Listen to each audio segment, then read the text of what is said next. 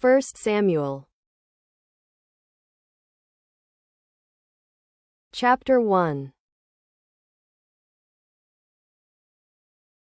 Now there was a certain man of Ramathaim Zophim, of Mount Ephraim, and his name was Elkanah, the son of Jeroham, the son of Elihu, the son of Tohu, the son of Zuph, an Ephrathite. And he had 2 wives. The name of the one was Hannah, and the name of the other Peninnah. And Peninnah had children, but Hannah had no children. And this man went up out of his city yearly to worship and to sacrifice unto the Lord of hosts in Shiloh. And the 2 sons of Eli, Hophni and Phinehas, the priests of the Lord, were there. Paragraph mark. And when the time was that Elkanah offered, he gave to Peninnah his wife, and to all her sons and her daughters, portions. But unto Hannah he gave a worthy portion, for he loved Hannah. But the Lord had shut up her womb. And her adversary also provoked her sore, for to make her fret, because the Lord had shut up her womb. And, as he did so year by year, when she went up to the house of the Lord, so she provoked her. Therefore she wept, and did not eat. Then said Elkanah her husband to her, Hannah, why weepest thou? And why eatest thou not? And why is thy heart grieved? Am not I better to thee than 10 sons? Paragraph mark. So Hannah rose up after they had eaten in Shiloh, and after they had drunk. Now Eli the priest sat upon a seat by a post of the temple of the Lord. And she was in bitterness of soul, and prayed unto the Lord, and wept sore. And she vowed a vow, and said, O Lord of hosts, if thou wilt indeed look on the affliction of thine handmaid, and remember me, and not forget thine handmaid, but wilt give unto thine handmaid a man-child, then I will give him unto the Lord all the days of his life, and there shall no razor come upon his head. And it came to pass, as she continued praying before the Lord, that Eli marked her mouth. Now Hannah, she spake in her heart, only her lips moved, but her voice was not heard. Therefore Eli thought she had been drunken. And Eli said unto her, How long wilt thou be drunken? Put away thy wine from thee. And Hannah answered and said, No, my Lord, I am a woman of a sorrowful spirit. I have drunk neither wine nor strong drink, but have poured out my soul before the Lord. Count not thine handmaid for a daughter of Belial, for out of the abundance of my complaint and grief have I spoken hitherto.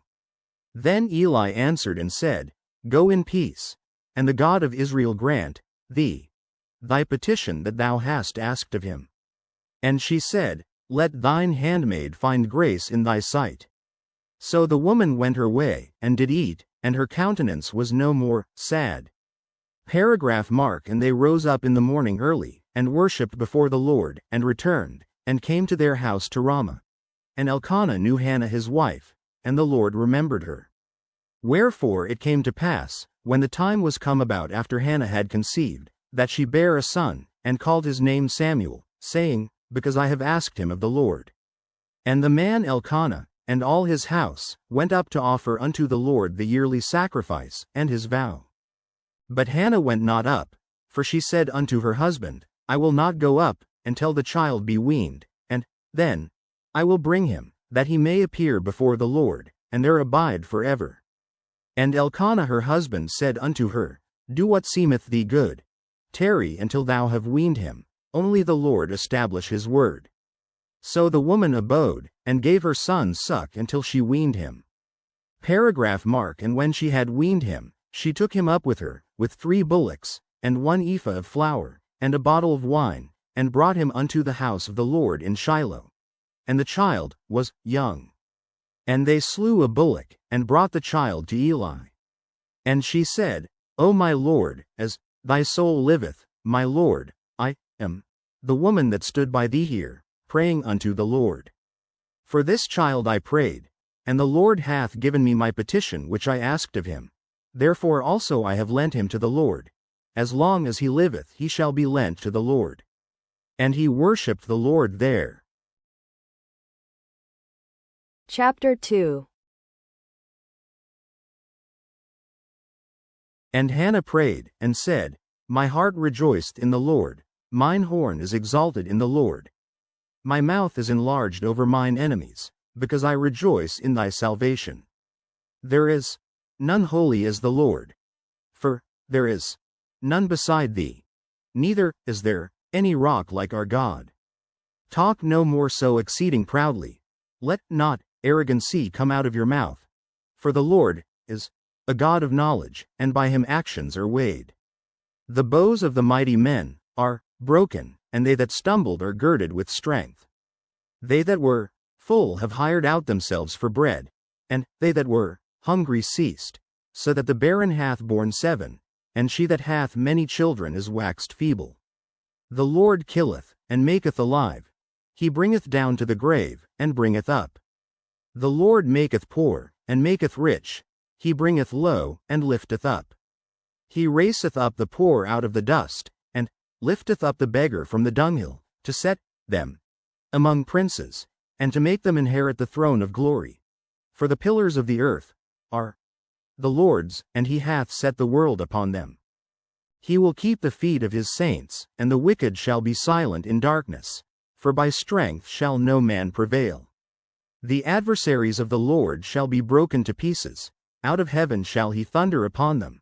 The Lord shall judge the ends of the earth, and he shall give strength unto his king, and exalt the horn of his anointed. And Elkanah went to Ramah to his house, and the child did minister unto the Lord before Eli the priest. Paragraph mark. Now the sons of Eli were sons of Belial, they knew not the Lord. And the priest's custom with the people was, that, when any man offered sacrifice, the priest's servant came, while the flesh was in seething, with a flesh hook of 3 teeth in his hand, and he struck it into the pan, or kettle, or cauldron, or pot. All that the flesh hook brought up the priest took for himself. So they did in Shiloh unto all the Israelites that came thither. Also before they burnt the fat, the priest's servant came, and said to the man that sacrificed, Give flesh to roast for the priest. For he will not have sodden flesh of thee, but raw. And, if any man said unto him, Let them not fail to burn the fat presently, and then take as much as thy soul desireth.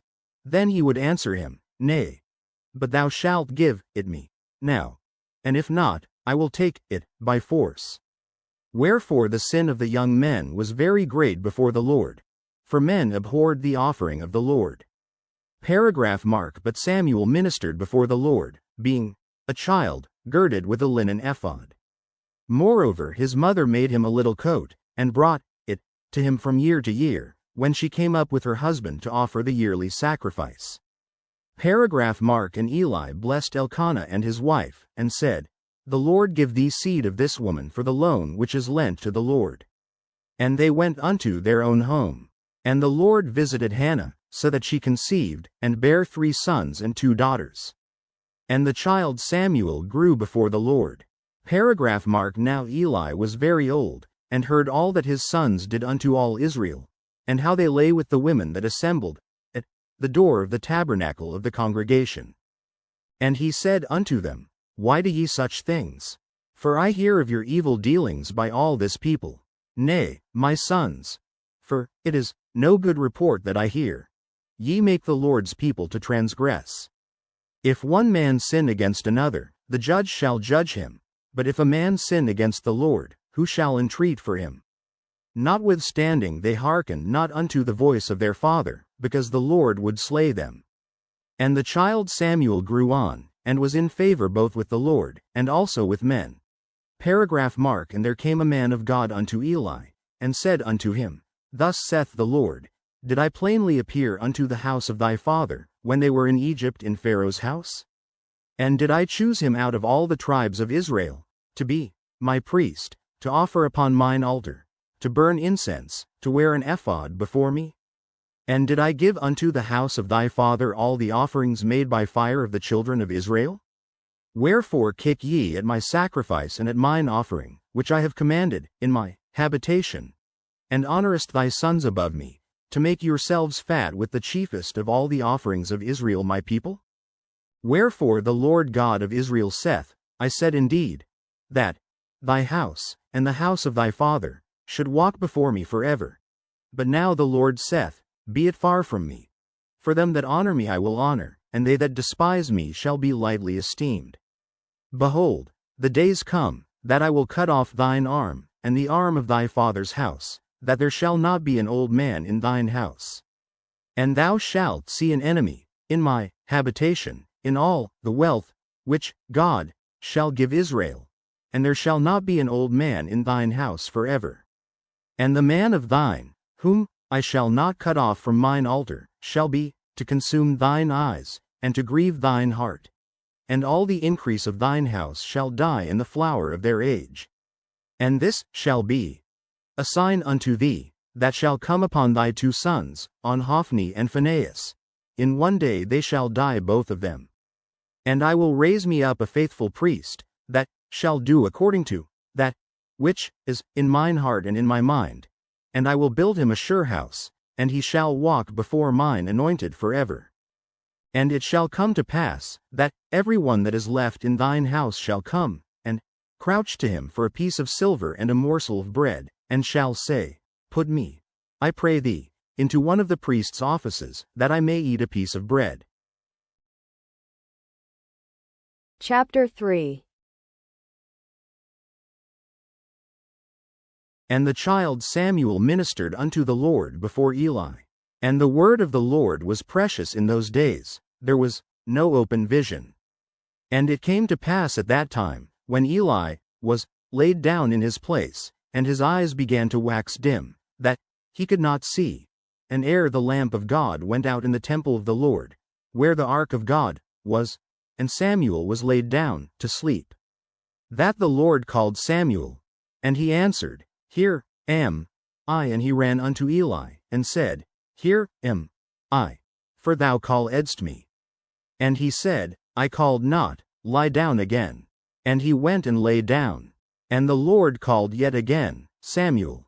And Samuel arose and went to Eli, and said, Here am I, for thou didst call me. And he answered, I called not, my son, lie down again. Now Samuel did not yet know the Lord, neither was the word of the Lord yet revealed unto him. And the Lord called Samuel again the third time. And he arose and went to Eli, and said, Here am I, for thou didst call me. And Eli perceived that the Lord had called the child. Therefore Eli said unto Samuel, Go, lie down, and it shall be, if he call thee, that thou shalt say, Speak, Lord, for thy servant heareth. So Samuel went and lay down in his place. And the Lord came, and stood, and called as at other times, Samuel, Samuel. Then Samuel answered, Speak, for thy servant heareth. Mark. And the Lord said to Samuel, Behold, I will do a thing in Israel, at which both the ears of every one that heareth it shall tingle.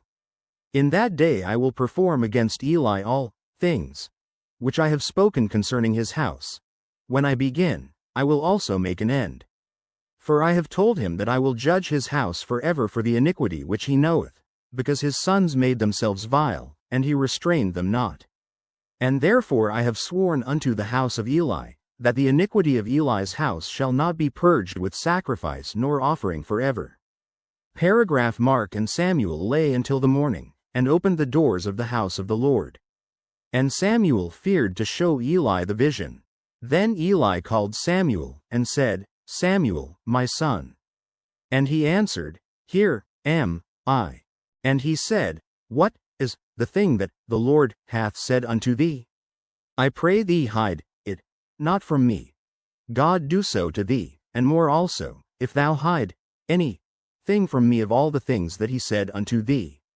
And Samuel told him every whit, and hid nothing from him. And he said, It is the Lord. Let him do what seemeth him good. Mark. And Samuel grew, and the Lord was with him, and did let none of his words fall to the ground. And all Israel from Dan even to Beer-sheba knew that Samuel was established to be a prophet of the Lord. And the Lord appeared again in Shiloh. For the Lord revealed himself to Samuel in Shiloh by the word of the Lord. Chapter 4. And the word of Samuel came to all Israel. Now Israel went out against the Philistines to battle, and pitched beside Ebenezer, and the Philistines pitched in Aphek. And the Philistines put themselves in array against Israel, and when they joined battle, Israel was smitten before the Philistines, and they slew of the army in the field about 4,000 men. Mark. And when the people were come into the camp, the elders of Israel said, Wherefore hath the Lord smitten us today before the Philistines? Let us fetch the ark of the covenant of the Lord out of Shiloh unto us, that, when it cometh among us, it may save us out of the hand of our enemies. So the people sent to Shiloh, that they might bring from thence the ark of the covenant of the Lord of hosts, which dwelleth between the cherubims. And the two sons of Eli, Hophni and Phinehas, were there with the ark of the covenant of God. And when the ark of the covenant of the Lord came into the camp, all Israel shouted with a great shout, so that the earth rang again. And when the Philistines heard the noise of the shout, they said, What meaneth the noise of this great shout in the camp of the Hebrews? And they understood that the ark of the Lord was come into the camp. And the Philistines were afraid, for they said, God is come into the camp. And they said, Woe unto us! For there hath not been such a thing heretofore. Woe unto us! Who shall deliver us out of the hand of these mighty gods? These are the gods that smote the Egyptians with all the plagues in the wilderness.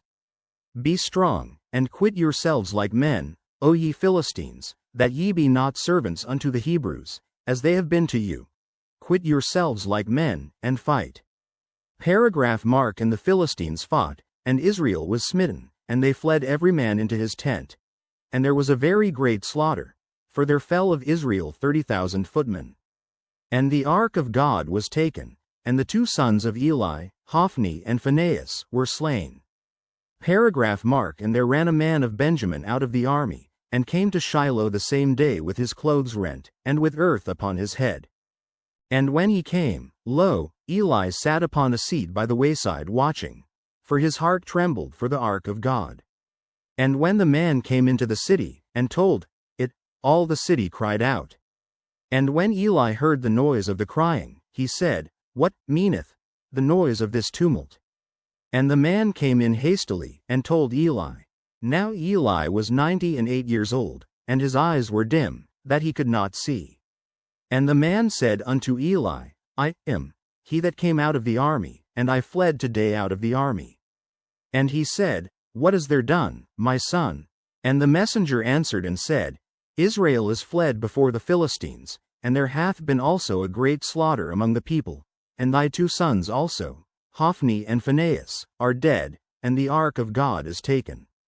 And it came to pass, when he made mention of the ark of God, that he fell from off the seat backward by the side of the gate, and his neck brake, and he died. For he was an old man, and heavy. And he had judged Israel 40 years. Mark. And his daughter-in-law, Phinehas' wife, was with child, near to be delivered. And when she heard the tidings that the ark of God was taken, and that her father-in-law and her husband were dead, she bowed herself and travailed, for her pains came upon her. And about the time of her death the women that stood by her said unto her, Fear not, for thou hast borne a son.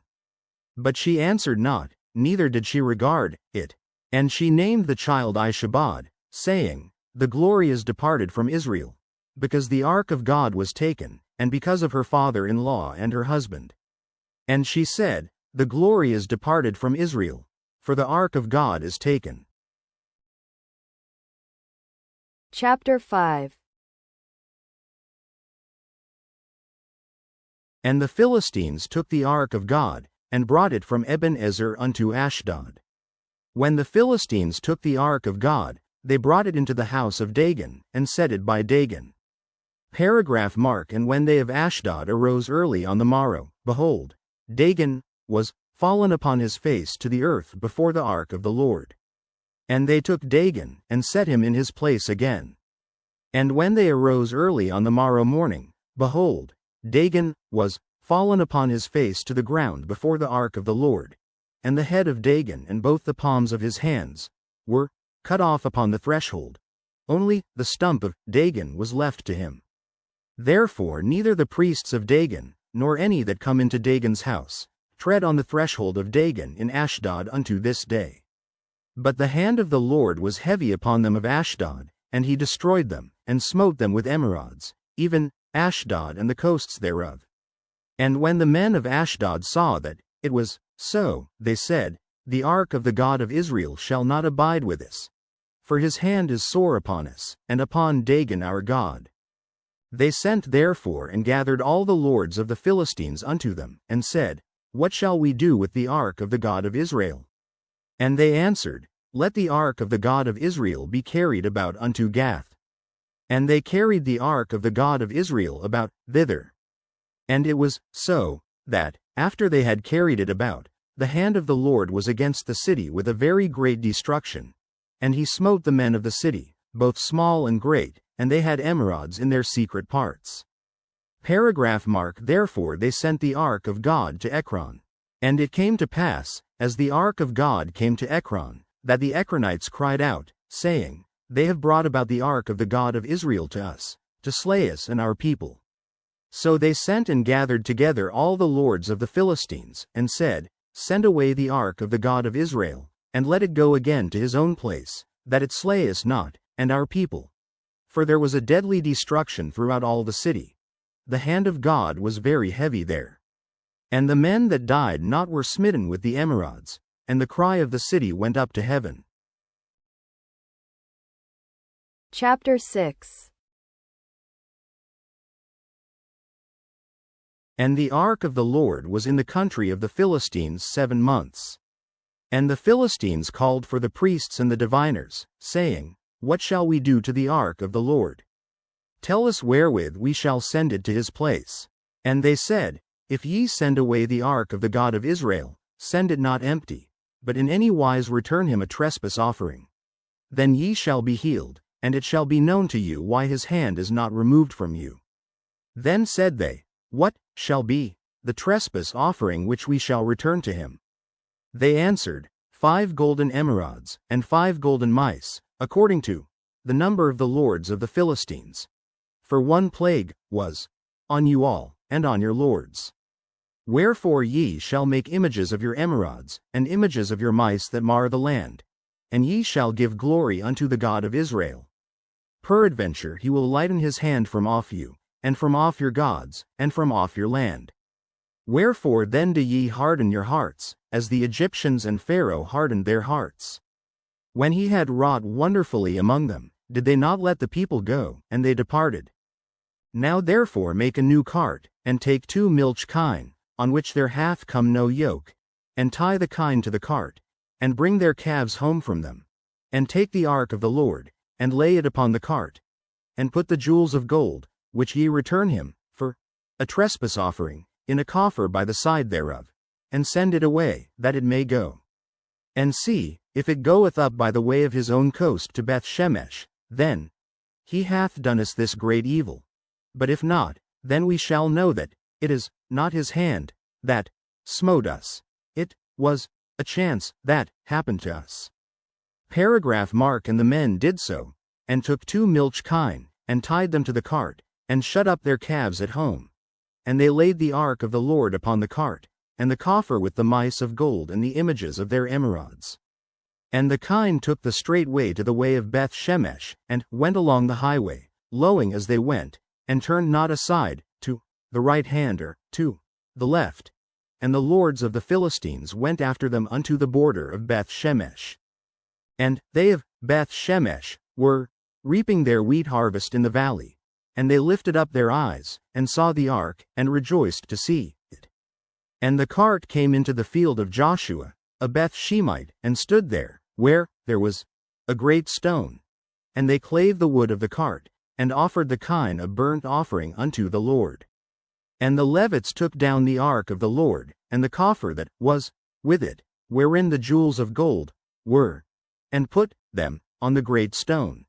And the men of Beth-shemesh offered burnt offerings and sacrificed sacrifices the same day unto the Lord. And when the 5 lords of the Philistines had seen it, they returned to Ekron the same day.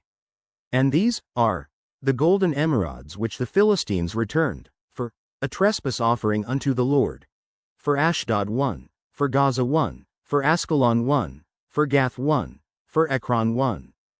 And the golden mice, according to the number of all the cities of the Philistines, belonging to the 5 lords, both of fenced cities and of country villages, even unto the great stone of Abel, whereon they set down the ark of the Lord, which stone remaineth unto this day in the field of Joshua, the Beth-Shemite. Paragraph mark. And he smote the men of Beth-Shemesh, because they had looked into the ark of the Lord. Even he smote of the people 50,060 men. And the people lamented, because the Lord had smitten many of the people with a great slaughter. And the men of Beth-Shemesh said, Who is able to stand before this holy Lord God? And to whom shall he go up from us? Paragraph mark. And they sent messengers to the inhabitants of Kirjath-jearim, saying, The Philistines have brought again the ark of the Lord. Come ye down, and fetch it up to you. Chapter 7. And the men of Kirjath-jearim came, and fetched up the ark of the Lord, and brought it into the house of Abinadab in the hill, and sanctified Eleazar his son to keep the ark of the Lord. And it came to pass, while the ark abode in Kirjath-jearim, that the time was long, for it was 20 years, and all the house of Israel lamented after the Lord. Paragraph mark. And Samuel spake unto all the house of Israel, saying, If ye do return unto the Lord with all your hearts, then put away the strange gods and Ashtaroth from among you, and prepare your hearts unto the Lord, and serve him only, and he will deliver you out of the hand of the Philistines. Then the children of Israel did put away Baalim and Ashtaroth, and served the Lord only. And Samuel said, Gather all Israel to Mizpah, and I will pray for you unto the Lord. And they gathered together to Mizpah, and drew water, and poured it out before the Lord, and fasted on that day, and said there, We have sinned against the Lord. And Samuel judged the children of Israel in Mizpah. And when the Philistines heard that the children of Israel were gathered together to Mizpah, the lords of the Philistines went up against Israel. And when the children of Israel heard it, they were afraid of the Philistines. And the children of Israel said to Samuel, Cease not to cry unto the Lord our God for us, that he will save us out of the hand of the Philistines. Paragraph mark. And Samuel took a sucking lamb, and offered it for a burnt offering holy unto the Lord. And Samuel cried unto the Lord for Israel, and the Lord heard him. And as Samuel was offering up the burnt offering, the Philistines drew near to battle against Israel. But the Lord thundered with a great thunder on that day upon the Philistines, and discomfited them, and they were smitten before Israel. And the men of Israel went out of Mizpah, and pursued the Philistines, and smote them, until they came under Beth-kar. Then Samuel took a stone, and set it between Mizpah and Shen, and called the name of it Ebenezer, saying, Hitherto hath the Lord helped us. Paragraph mark. So the Philistines were subdued, and they came no more into the coast of Israel. And the hand of the Lord was against the Philistines all the days of Samuel. And the cities which the Philistines had taken from Israel were restored to Israel, from Ekron even unto Gath. And the coasts thereof did Israel deliver out of the hands of the Philistines. And there was peace between Israel and the Amorites. And Samuel judged Israel all the days of his life. And he went from year to year in circuit to Bethel, and Gilgal, and Mizpah, and judged Israel in all those places. And his return was to Ramah, for there was his house, and there he judged Israel, and there he built an altar unto the Lord. Chapter 8. And it came to pass, when Samuel was old, that he made his sons judges over Israel. Now the name of his firstborn was Joel, and the name of his second, Abiah. They were judges in Beer-sheba. And his sons walked not in his ways, but turned aside after lucre, and took bribes, and perverted judgment. Then all the elders of Israel gathered themselves together, and came to Samuel unto Ramah, and said unto him, Behold, thou art old, and thy sons walk not in thy ways. Now make us a king to judge us like all the nations. Paragraph mark. But the thing displeased Samuel, when they said, Give us a king to judge us. And Samuel prayed unto the Lord. And the Lord said unto Samuel, hearken unto the voice of the people in all that they say unto thee. For they have not rejected thee, but they have rejected me, that I should not reign over them. According to all the works which they have done since the day that I brought them up out of Egypt even unto this day, wherewith they have forsaken me, and served other gods, so do they also unto thee. Now therefore hearken unto their voice. Howbeit yet protest solemnly unto them, and show them the manner of the king that shall reign over them. Paragraph Mark and Samuel told all the words of the Lord unto the people that asked of him a king. And he said, This will be the manner of the king that shall reign over you. He will take your sons, and appoint them, for himself, for his chariots, and to be his horsemen. And some shall run before his chariots. And he will appoint him captains over thousands, and captains over 50s, and will set them to ear his ground, and to reap his harvest, and to make his instruments of war, and instruments of his chariots. And he will take your daughters to be confectionaries, and to be cooks, and to be bakers. And he will take your fields, and your vineyards, and your olive yards, even the best of them, and give them to his servants. And he will take the tenth of your seed, and of your vineyards, and give to his officers, and to his servants. And he will take your menservants, and your maidservants, and your goodliest young men, and your asses, and put them to his work. He will take the tenth of your sheep, and ye shall be his servants. And ye shall cry out in that day because of your king which ye shall have chosen you. And the Lord will not hear you in that day. Paragraph Mark. Nevertheless the people refused to obey the voice of Samuel, and they said, Nay, but we will have a king over us, that we also may be like all the nations, and that our king may judge us, and go out before us, and fight our battles. And Samuel heard all the words of the people, and he rehearsed them in the ears of the Lord. And the Lord said to Samuel, Hearken unto their voice, and make them a king. And Samuel said unto the men of Israel, Go ye every man unto his city. Chapter 9. Now there was a man of Benjamin, whose name was Kish, the son of Abiel, the son of Zeror, the son of Bechorath, the son of Aphiah, a Benjamite, a mighty man of power. And he had a son, whose name was Saul, a choice young man, and a goodly. And there was not among the children of Israel a goodlier person than he. From his shoulders and upward, he was higher than any of the people. And the asses of Kish Saul's father were lost. And Kish said to Saul his son, Take now one of the servants with thee, and arise, go seek the asses. And he passed through Mount Ephraim, and passed through the land of Shalisha, but they found them not. Then they passed through the land of Shalom, and there they were not. And he passed through the land of the Benjamites, but they found them not.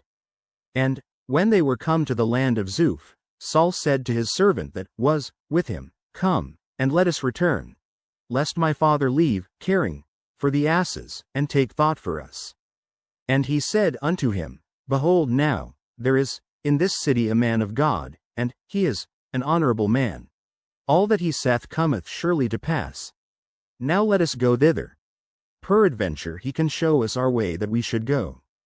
Then said Saul to his servant, But, behold, if we go, what shall we bring the man? For the bread is spent in our vessels, and there is not a present to bring to the man of God. What have we?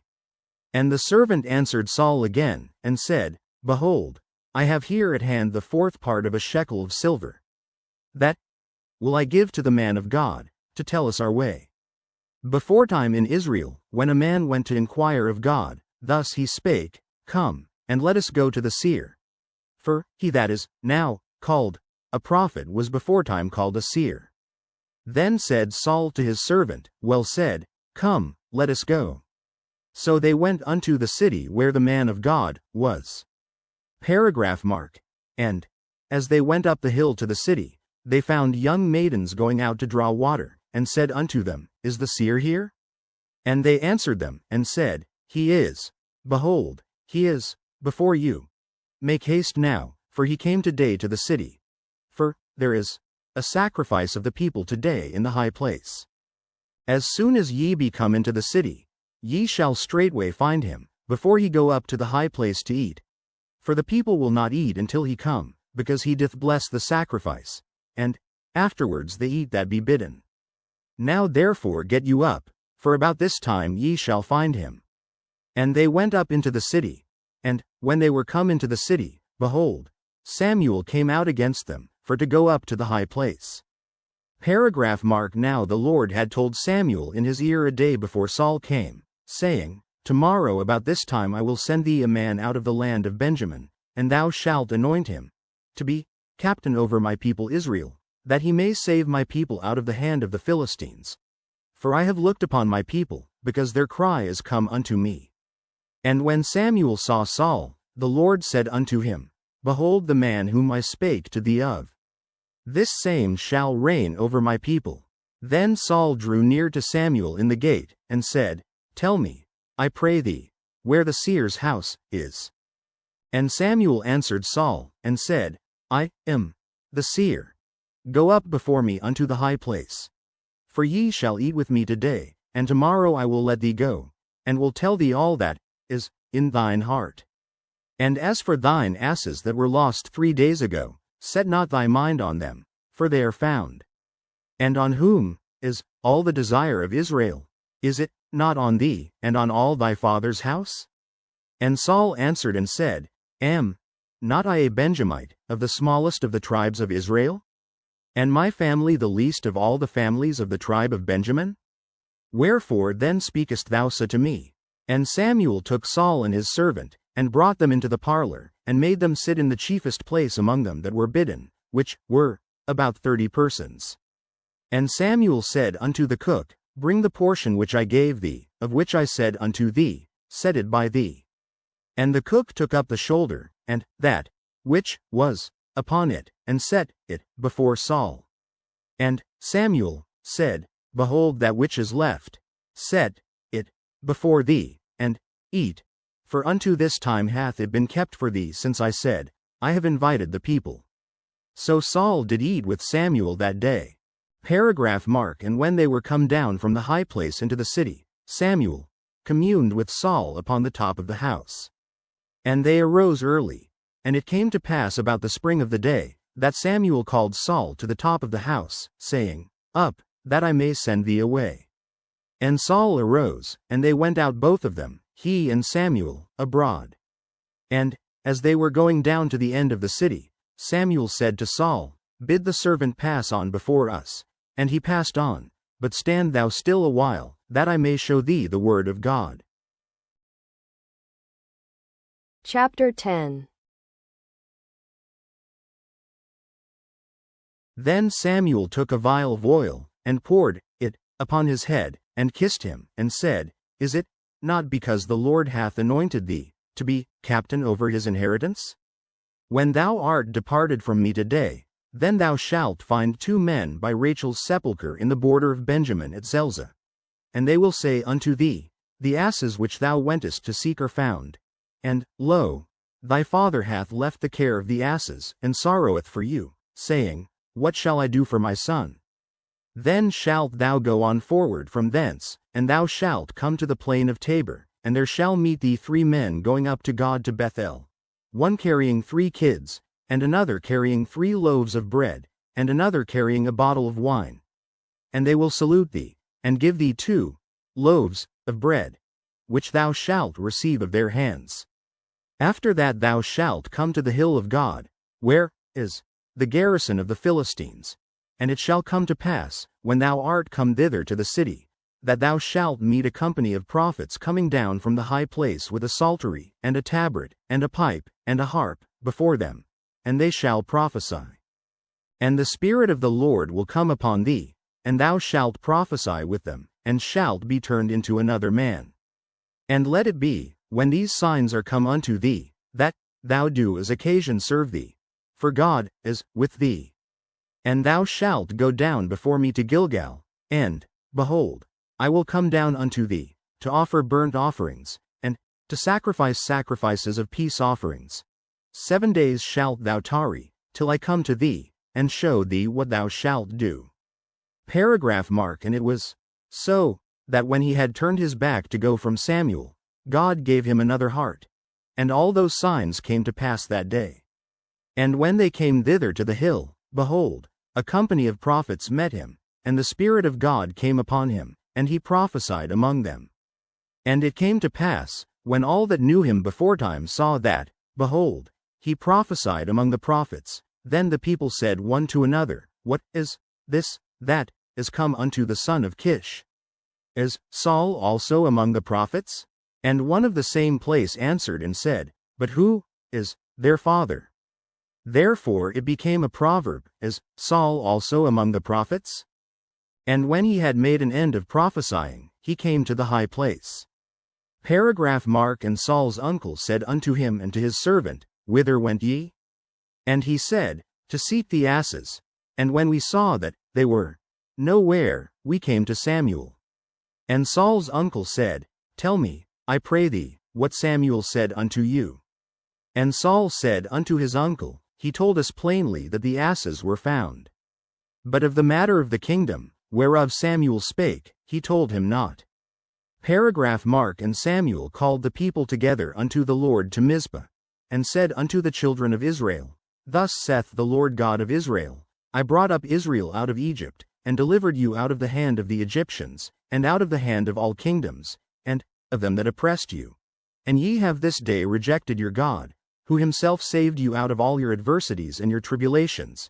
And ye have said unto him, Nay, but set a king over us.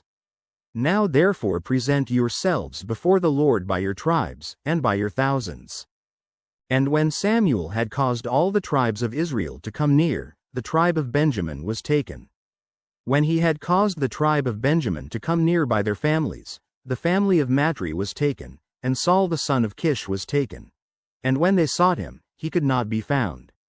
Therefore they inquired of the Lord further, if the man should yet come thither. And the Lord answered, Behold, he hath hid himself among the stuff. And they ran and fetched him thence, and when he stood among the people, he was higher than any of the people from his shoulders and upward. And Samuel said to all the people, See ye him whom the Lord hath chosen, that there is none like him among all the people? And all the people shouted, and said, God save the king. Then Samuel told the people the manner of the kingdom, and wrote it in a book, and laid it up before the Lord. And Samuel sent all the people away, every man to his house. Paragraph Mark and Saul also went home to Gibeah, and there went with him a band of men, whose hearts God had touched. But the children of Belial said, How shall this man save us? And they despised him, and brought him no presents. But he held his peace. Chapter 11. Then Nahash the Ammonite came up, and encamped against Jabesh Gilead. And all the men of Jabesh said unto Nahash, Make a covenant with us, and we will serve thee. And Nahash the Ammonite answered them, On this condition will I make a covenant with you, that I may thrust out all your right eyes, and lay it for a reproach upon all Israel. And the elders of Jabesh said unto him, Give us 7 days' respite, that we may send messengers unto all the coasts of Israel. And then, if there be no man to save us, we will come out to thee. Paragraph Mark Then came the messengers to Gibeah of Saul, and told the tidings in the ears of the people. And all the people lifted up their voices, and wept. And, behold, Saul came after the herd out of the field, and Saul said, What aileth the people that they weep? And they told him the tidings of the men of Jabesh. And the Spirit of God came upon Saul when he heard those tidings, and his anger was kindled greatly. And he took a yoke of oxen, and hewed them in pieces, and sent them throughout all the coasts of Israel by the hands of messengers, saying, Whosoever cometh not forth after Saul and after Samuel, so shall it be done unto his oxen. And the fear of the Lord fell on the people, and they came out with one consent. And when he numbered them in Bezek, the children of Israel were 300,000, and the men of Judah 30,000. And they said unto the messengers that came, Thus shall ye say unto the men of Jabesh Gilead, Tomorrow, by that time, the sun be hot, ye shall have help. And the messengers came and showed it to the men of Jabesh, and they were glad. Therefore the men of Jabesh said, Tomorrow we will come out unto you, and ye shall do with us all that seemeth good unto you. And it was so, on the morrow, that Saul put the people in 3 companies, and they came into the midst of the host in the morning watch, and slew the Ammonites until the heat of the day. And it came to pass, that they which remained were scattered, so that 2 of them were not left together.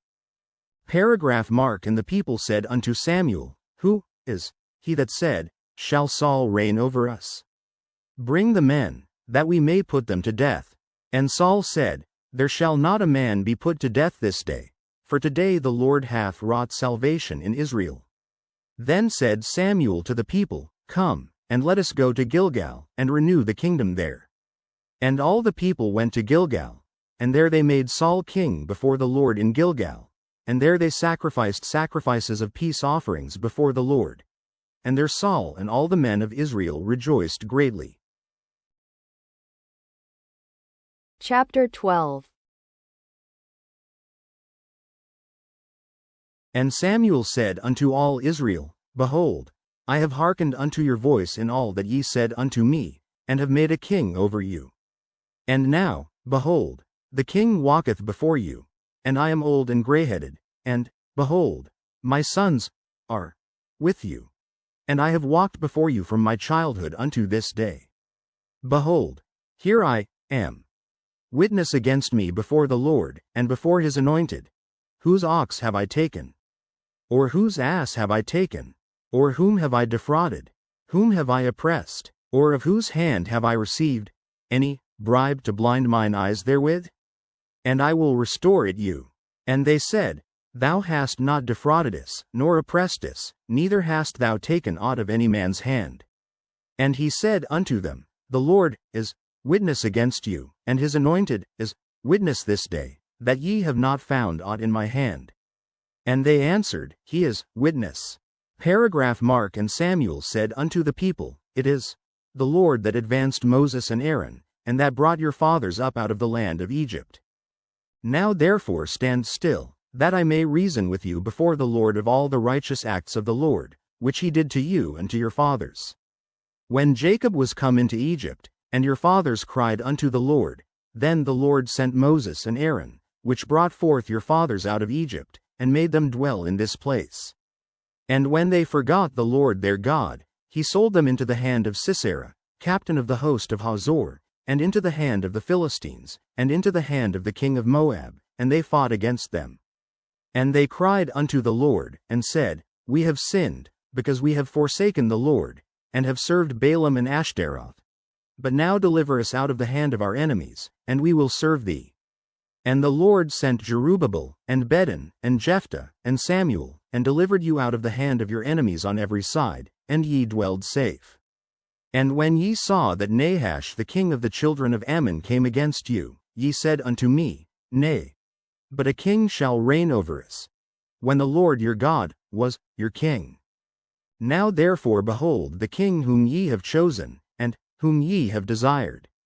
And, behold, the Lord hath set a king over you. If ye will fear the Lord, and serve him, and obey his voice, and not rebel against the commandment of the Lord, then shall both ye and also the king that reigneth over you continue following the Lord your God. But if ye will not obey the voice of the Lord, but rebel against the commandment of the Lord, then shall the hand of the Lord be against you, as it was against your fathers. Paragraph mark. Now therefore stand and see this great thing, which the Lord will do before your eyes. Is it not wheat harvest today? I will call unto the Lord, and he shall send thunder and rain, that ye may perceive and see that your wickedness is great, which ye have done in the sight of the Lord, in asking you a king. So Samuel called unto the Lord, and the Lord sent thunder and rain that day, and all the people greatly feared the Lord and Samuel. And all the people said unto Samuel, Pray for thy servants unto the Lord thy God, that we die not. For we have added unto all our sins this evil, to ask us a king. Paragraph mark. And Samuel said unto the people, Fear not. Ye have done all this wickedness. Yet turn not aside from following the Lord, but serve the Lord with all your heart, and turn ye not aside. For then should ye go after vain things, which cannot profit nor deliver, for they are vain. For the Lord will not forsake his people for his great name's sake, because it hath pleased the Lord to make you his people. Moreover, as for me, God forbid that I should sin against the Lord in ceasing to pray for you. But I will teach you the good and the right way. Only fear the Lord, and serve him in truth with all your heart. For consider how great things he hath done for you. But if ye shall still do wickedly, ye shall be consumed, both ye and your king. Chapter 13. Saul reigned 1 year, and when he had reigned 2 years over Israel, Saul chose him 3,000 men of Israel, whereof 2,000 were with Saul in Michmash and in Mount Bethel, and 1,000 were with Jonathan in Gibeah of Benjamin. And the rest of the people he sent every man to his tent.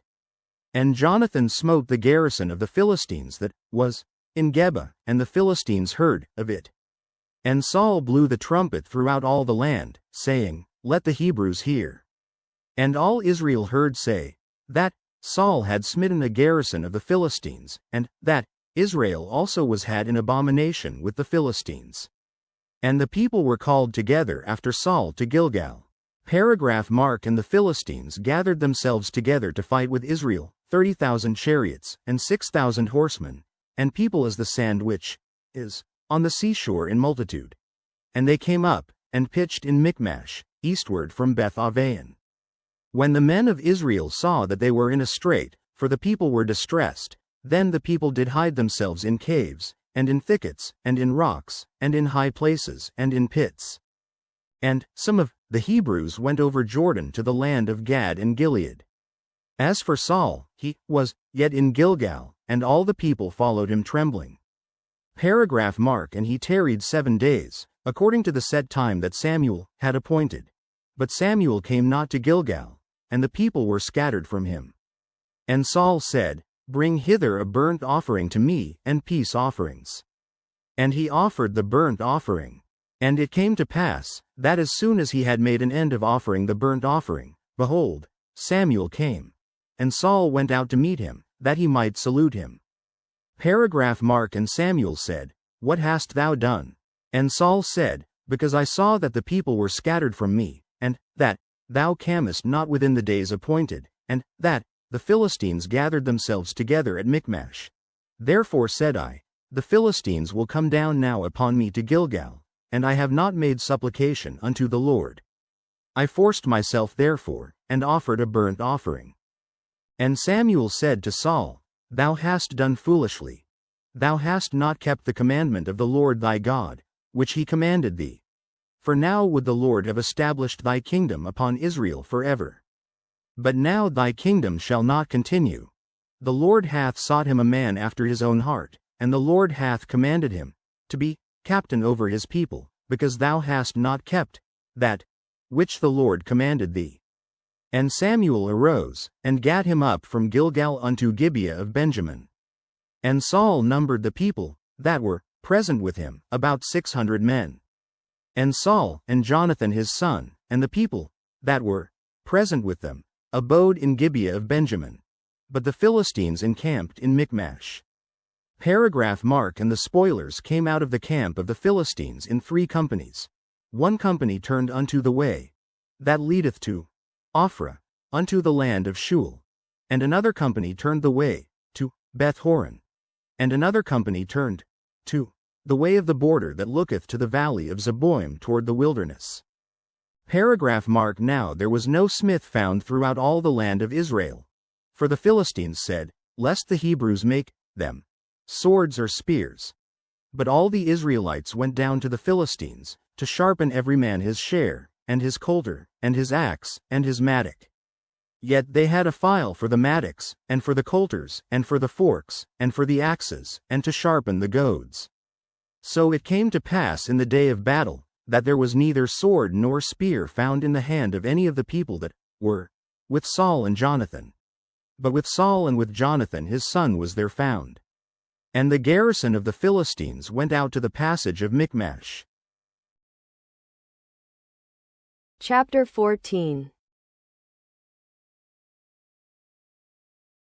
Now it came to pass upon a day, that Jonathan the son of Saul said unto the young man that bare his armor, Come, and let us go over to the Philistines' garrison, that is on the other side. But he told not his father. And Saul tarried in the uttermost part of Gibeah under a pomegranate tree which is in Migron. And the people that were with him were about 600 men. And Ahiah, the son of Ahitub, Ishabod's brother, the son of Phinehas, the son of Eli, the Lord's priest in Shiloh, wearing an ephod. And the people knew not that Jonathan was gone. Paragraph mark. And between the passages, by which Jonathan sought to go over unto the Philistines' garrison, there was a sharp rock on the one side, and a sharp rock on the other side. And the name of the one was Bezez, and the name of the other Seneh. The forefront of the one was situate northward over against Michmash, and the other southward over against Gibeah. And Jonathan said to the young man that bare his armor, Come, and let us go over unto the garrison of these uncircumcised. It may be that the Lord will work for us. For there is no restraint to the Lord to save by many or by few. And his armor-bearer said unto him, Do all that is in thine heart. Turn thee. Behold, I am with thee according to thy heart. Then said Jonathan, Behold, we will pass over unto these men, and we will discover ourselves unto them. If they say thus unto us, Tarry until we come to you, then we will stand still in our place, and will not go up unto them. But if they say thus, Come up unto us, then we will go up, for the Lord hath delivered them into our hand, and this shall be a sign unto us. And both of them discovered themselves unto the garrison of the Philistines, and the Philistines said, Behold, the Hebrews come forth out of the holes where they had hid themselves.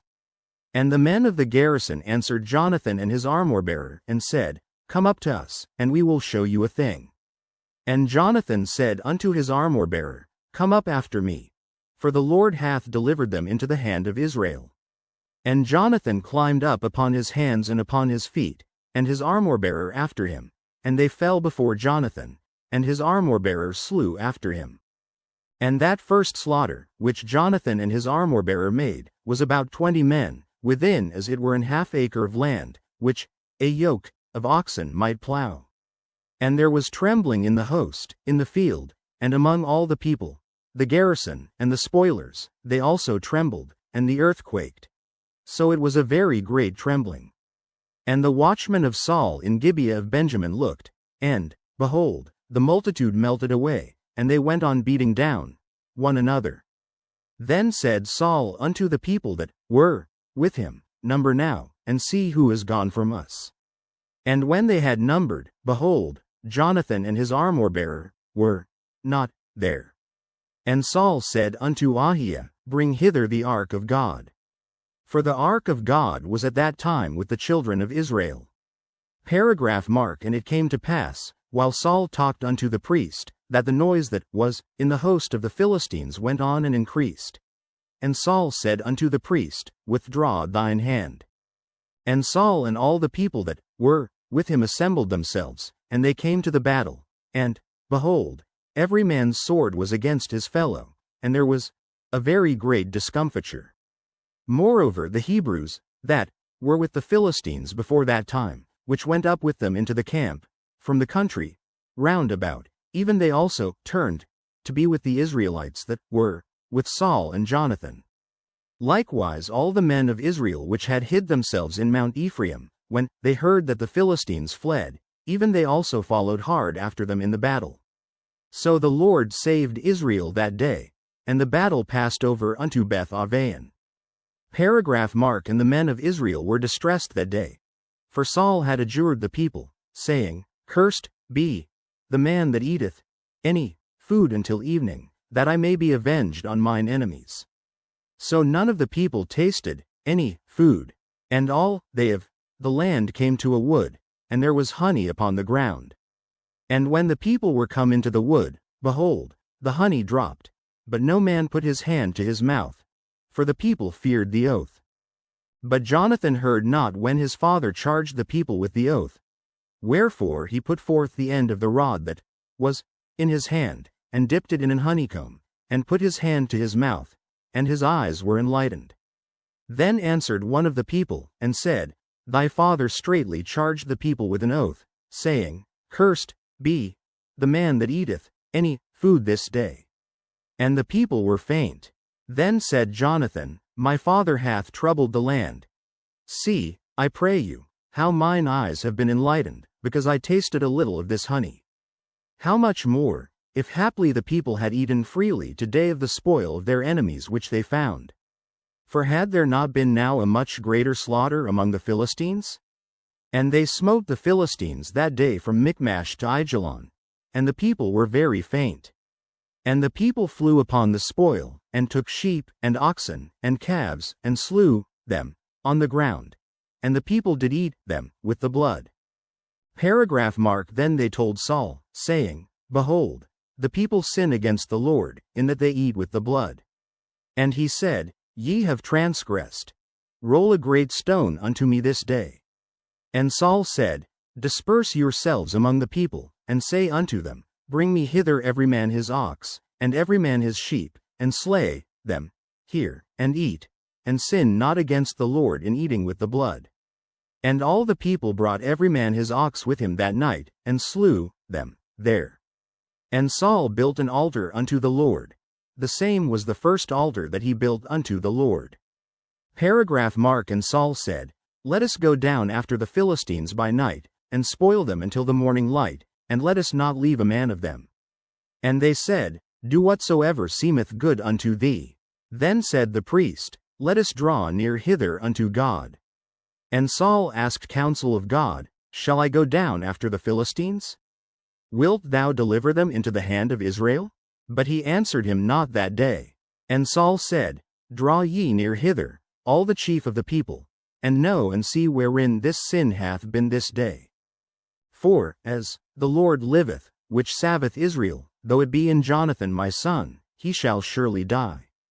But there was not a man among all the people that answered him. Then said he unto all Israel, Be ye on one side, and I and Jonathan my son will be on the other side.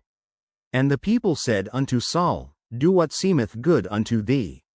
Therefore Saul said unto the Lord God of Israel, Give a perfect lot. And Saul and Jonathan were taken, but the people escaped. And Saul said, Cast lots between me and Jonathan my son. And Jonathan was taken. Then Saul said to Jonathan, Tell me what thou hast done. And Jonathan told him, and said, I did but taste a little honey with the end of the rod that was in mine hand, and, lo, I must die. And Saul answered, God do so and more also, for thou shalt surely die, Jonathan.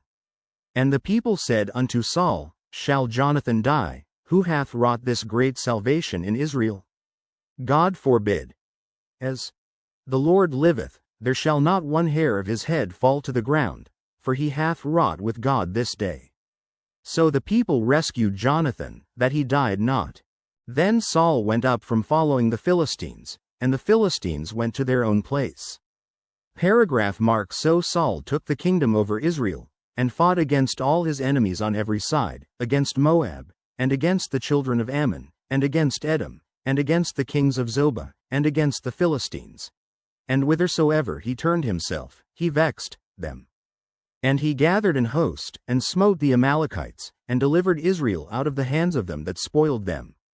Now the sons of Saul were Jonathan, and Ishway, and Melchi-Shua. And the names of his 2 daughters were these: the name of the firstborn Merab, and the name of the younger Michal. And the name of Saul's wife was Ahinoam, the daughter of Ahimaaz. And the name of the captain of his host was Abner, the son of Ner, Saul's uncle. And Kish was the father of Saul, and Ner the father of Abner was the son of Abiel. And there was sore war against the Philistines all the days of Saul, and when Saul saw any strong man, or any valiant man, he took him unto him. Chapter 15. Samuel also said unto Saul, The Lord sent me to anoint thee, to be king over his people, over Israel. Now therefore hearken thou unto the voice of the words of the Lord. Thus saith the Lord of hosts, I remember that which Amalek did to Israel, how he laid wait for him in the way, when he came up from Egypt. Now go and smite Amalek, and utterly destroy all that they have, and spare them not, but slay both man and woman, infant and suckling, ox and sheep, camel and ass. And Saul gathered the people together, and numbered them in Telaim, 200,000 footmen, and 10,000 men of Judah. And Saul came to a city of Amalek, and laid wait in the valley. Paragraph Mark. And Saul said unto the Kenites, Go, depart, get you down from among the Amalekites, lest I destroy you with them. For ye showed kindness to all the children of Israel, when they came up out of Egypt. So the Kenites departed from among the Amalekites. And Saul smote the Amalekites from Havilah, until thou comest to Shur, that is over against Egypt. And he took Agag the king of the Amalekites alive, and utterly destroyed all the people with the edge of the sword. But Saul and the people spared Agag, and the best of the sheep, and of the oxen, and of the fatlings, and the lambs, and all that was good, and would not utterly destroy them. But everything that was vile and refuse, that they destroyed utterly.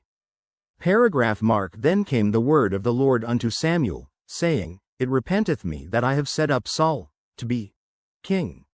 For he is turned back from following me, and hath not performed my commandments. And it grieved Samuel, and he cried unto the Lord all night.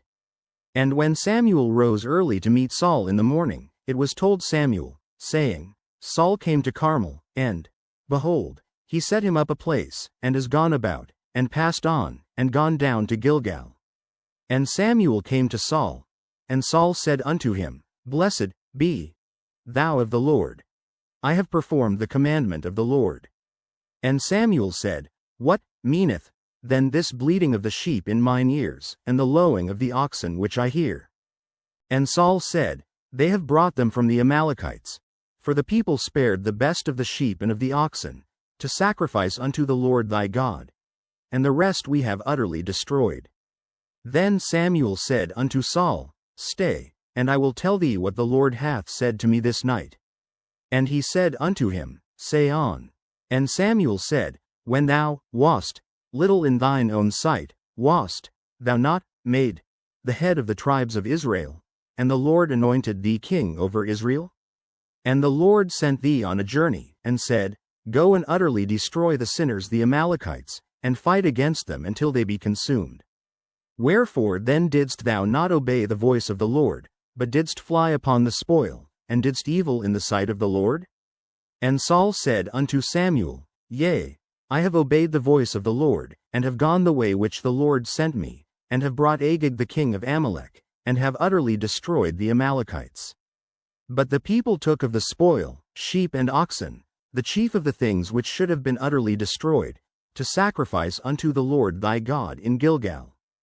And Samuel said, Hath the Lord as great delight in burnt offerings and sacrifices, as in obeying the voice of the Lord? Behold, to obey is better than sacrifice, and to hearken than the fat of rams. For rebellion is as the sin of witchcraft, and stubbornness is as iniquity and idolatry. Because thou hast rejected the word of the Lord, he hath also rejected thee from being king. Paragraph Mark. And Saul said unto Samuel, I have sinned. For I have transgressed the commandment of the Lord, and thy words, because I feared the people, and obeyed their voice. Now therefore, I pray thee, pardon my sin, and turn again with me, that I may worship the Lord. And Samuel said unto Saul, I will not return with thee, for thou hast rejected the word of the Lord, and the Lord hath rejected thee from being king over Israel. And as Samuel turned about to go away, he laid hold upon the skirt of his mantle, and it rent. And Samuel said unto him, The Lord hath rent the kingdom of Israel from thee this day, and hath given it to a neighbor of thine, that is better than thou. And also the strength of Israel will not lie nor repent, for he is not a man, that he should repent. Then he said, I have sinned. Yet, honor me now, I pray thee, before the elders of my people, and before Israel, and turn again with me, that I may worship the Lord thy God. So Samuel turned again after Saul, and Saul worshipped the Lord. Mark Then said Samuel, Bring ye hither to me Agag the king of the Amalekites. And Agag came unto him delicately. And Agag said, Surely the bitterness of death is past. And Samuel said, As thy sword hath made women childless, so shall thy mother be childless among women. And Samuel hewed Agag in pieces before the Lord in Gilgal. Mark Then Samuel went to Ramah, and Saul went up to his house to Gibeah of Saul. And Samuel came no more to see Saul until the day of his death. Nevertheless Samuel mourned for Saul, and the Lord repented that he had made Saul king over Israel. Chapter 16. And the Lord said unto Samuel, How long wilt thou mourn for Saul, seeing I have rejected him from reigning over Israel? Fill thine horn with oil, and go. I will send thee to Jesse the Bethlehemite, for I have provided me a king among his sons. And Samuel said, How can I go? If Saul hear it, he will kill me. And the Lord said, Take an heifer with thee, and say, I am come to sacrifice to the Lord. And call Jesse to the sacrifice, and I will show thee what thou shalt do. And thou shalt anoint unto me him, whom I name unto thee. And Samuel did that which the Lord spake, and came to Bethlehem. And the elders of the town trembled at his coming, and said, Comest thou peaceably? And he said, Peaceably. I am come to sacrifice unto the Lord. Sanctify yourselves, and come with me to the sacrifice. And he sanctified Jesse and his sons, and called them to the sacrifice.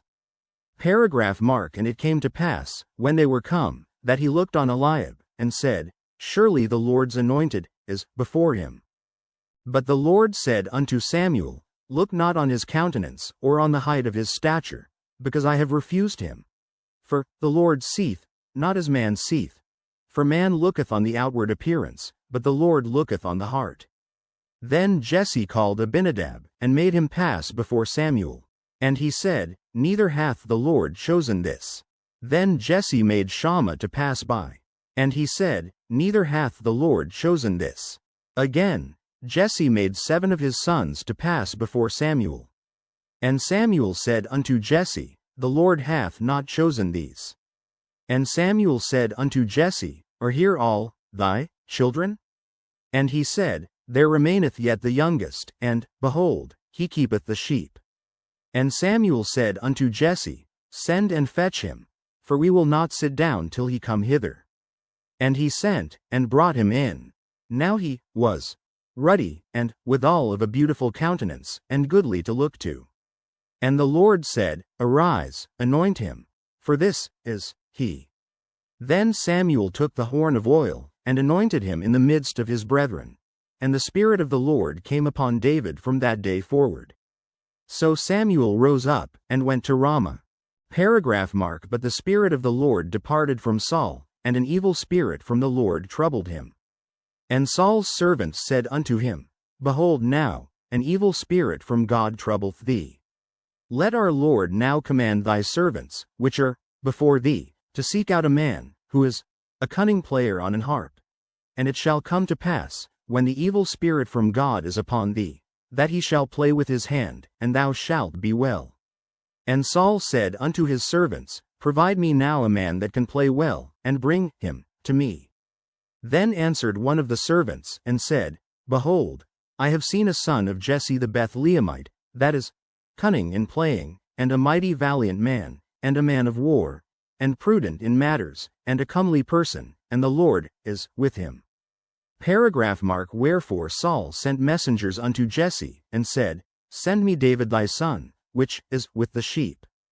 And Jesse took an ass, laden with bread, and a bottle of wine, and a kid, and sent them by David his son unto Saul.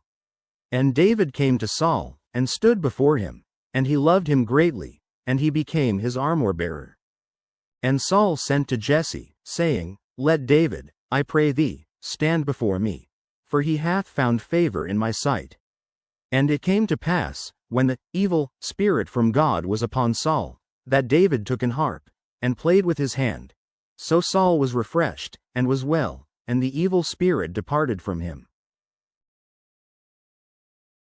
Chapter 17.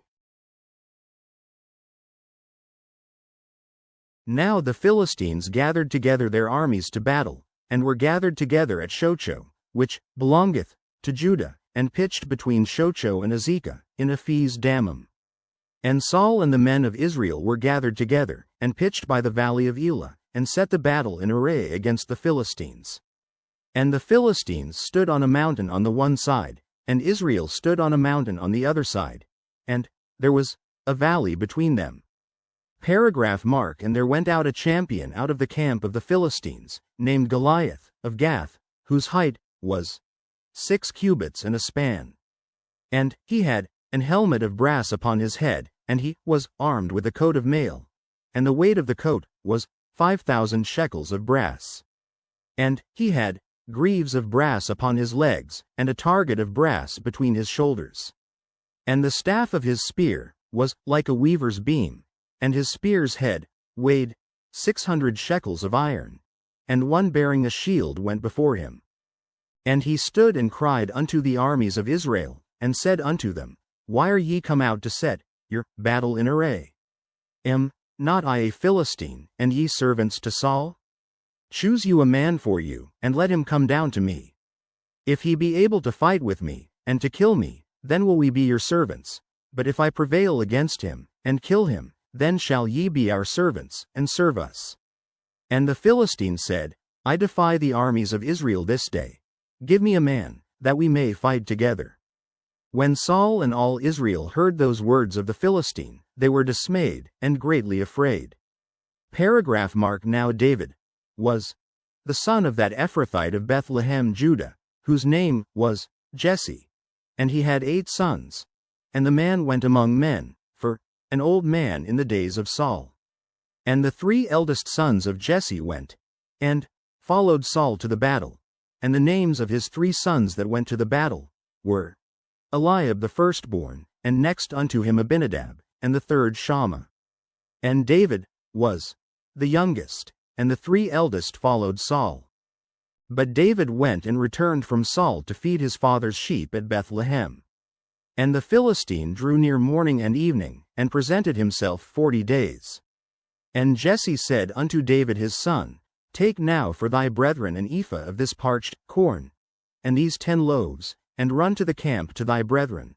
And carry these 10 cheeses unto the captain of their 1,000, and look how thy brethren fare, and take their pledge. Now Saul, and they, and all the men of Israel, were in the valley of Elah, fighting with the Philistines. Paragraph mark. And David rose up early in the morning, and left the sheep with a keeper, and took, and went, as Jesse had commanded him. And he came to the trench, as the host was going forth to the fight, and shouted for the battle. For Israel and the Philistines had put the battle in array, army against army. And David left his carriage in the hand of the keeper of the carriage, and ran into the army, and came and saluted his brethren. And as he talked with them, behold, there came up the champion, the Philistine of Gath, Goliath by name, out of the armies of the Philistines, and spake according to the same words. And David heard them. And all the men of Israel, when they saw the man, fled from him, and were sore afraid. And the men of Israel said, Have ye seen this man that is come up? Surely to defy Israel is he come up, and it shall be, that, the man who killeth him, the king will enrich him with great riches, and will give him his daughter, and make his father's house free in Israel. And David spake to the men that stood by him, saying, What shall be done to the man that killeth this Philistine, and taketh away the reproach from Israel? For who is this uncircumcised Philistine, that he should defy the armies of the living God? And the people answered him after this manner, saying, So shall it be done to the man that killeth him. Paragraph mark. And Eliab his eldest brother heard when he spake unto the men. And Eliab's anger was kindled against David, and he said, Why camest thou down hither? And with whom hast thou left those few sheep in the wilderness? I know thy pride, and the naughtiness of thine heart, for thou art come down that thou mightest see the battle. And David said, What have I now done? Is there not a cause? Paragraph mark. And he turned from him toward another, and spake after the same manner. And the people answered him again after the former manner. And when the words were heard which David spake, they rehearsed them before Saul, and he sent for him. Paragraph mark. And David said to Saul, Let no man's heart fail because of him. Thy servant will go and fight with this Philistine. And Saul said to David, Thou art not able to go against this Philistine to fight with him, for thou art but a youth, and he a man of war from his youth. And David said unto Saul, Thy servant kept his father's sheep, and there came a lion and a bear, and took a lamb out of the flock. And I went out after him, and smote him, and delivered it out of his mouth. And when he arose against me, I caught him by his beard, and smote him, and slew him. Thy servant slew both the lion and the bear, and this uncircumcised Philistine shall be as one of them, seeing he hath defied the armies of the living God. David said moreover, The Lord that delivered me out of the paw of the lion, and out of the paw of the bear, he will deliver me out of the hand of this Philistine. And Saul said unto David, Go, and the Lord be with thee. Paragraph mark. And Saul armed David with his armor, and he put an helmet of brass upon his head. Also he armed him with a coat of mail. And David girded his sword upon his armor, and he essayed to go, for he had not proved it. And David said unto Saul, I cannot go with these, for I have not proved them. And David put them off him.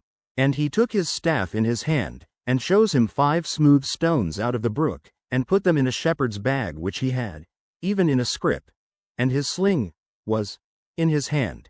And he drew near to the Philistine.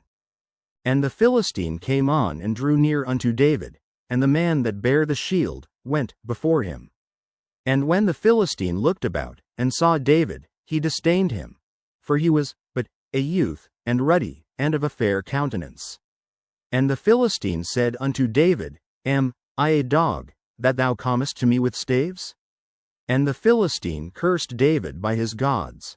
And the Philistine said to David, Come to me, and I will give thy flesh unto the fowls of the air, and to the beasts of the field.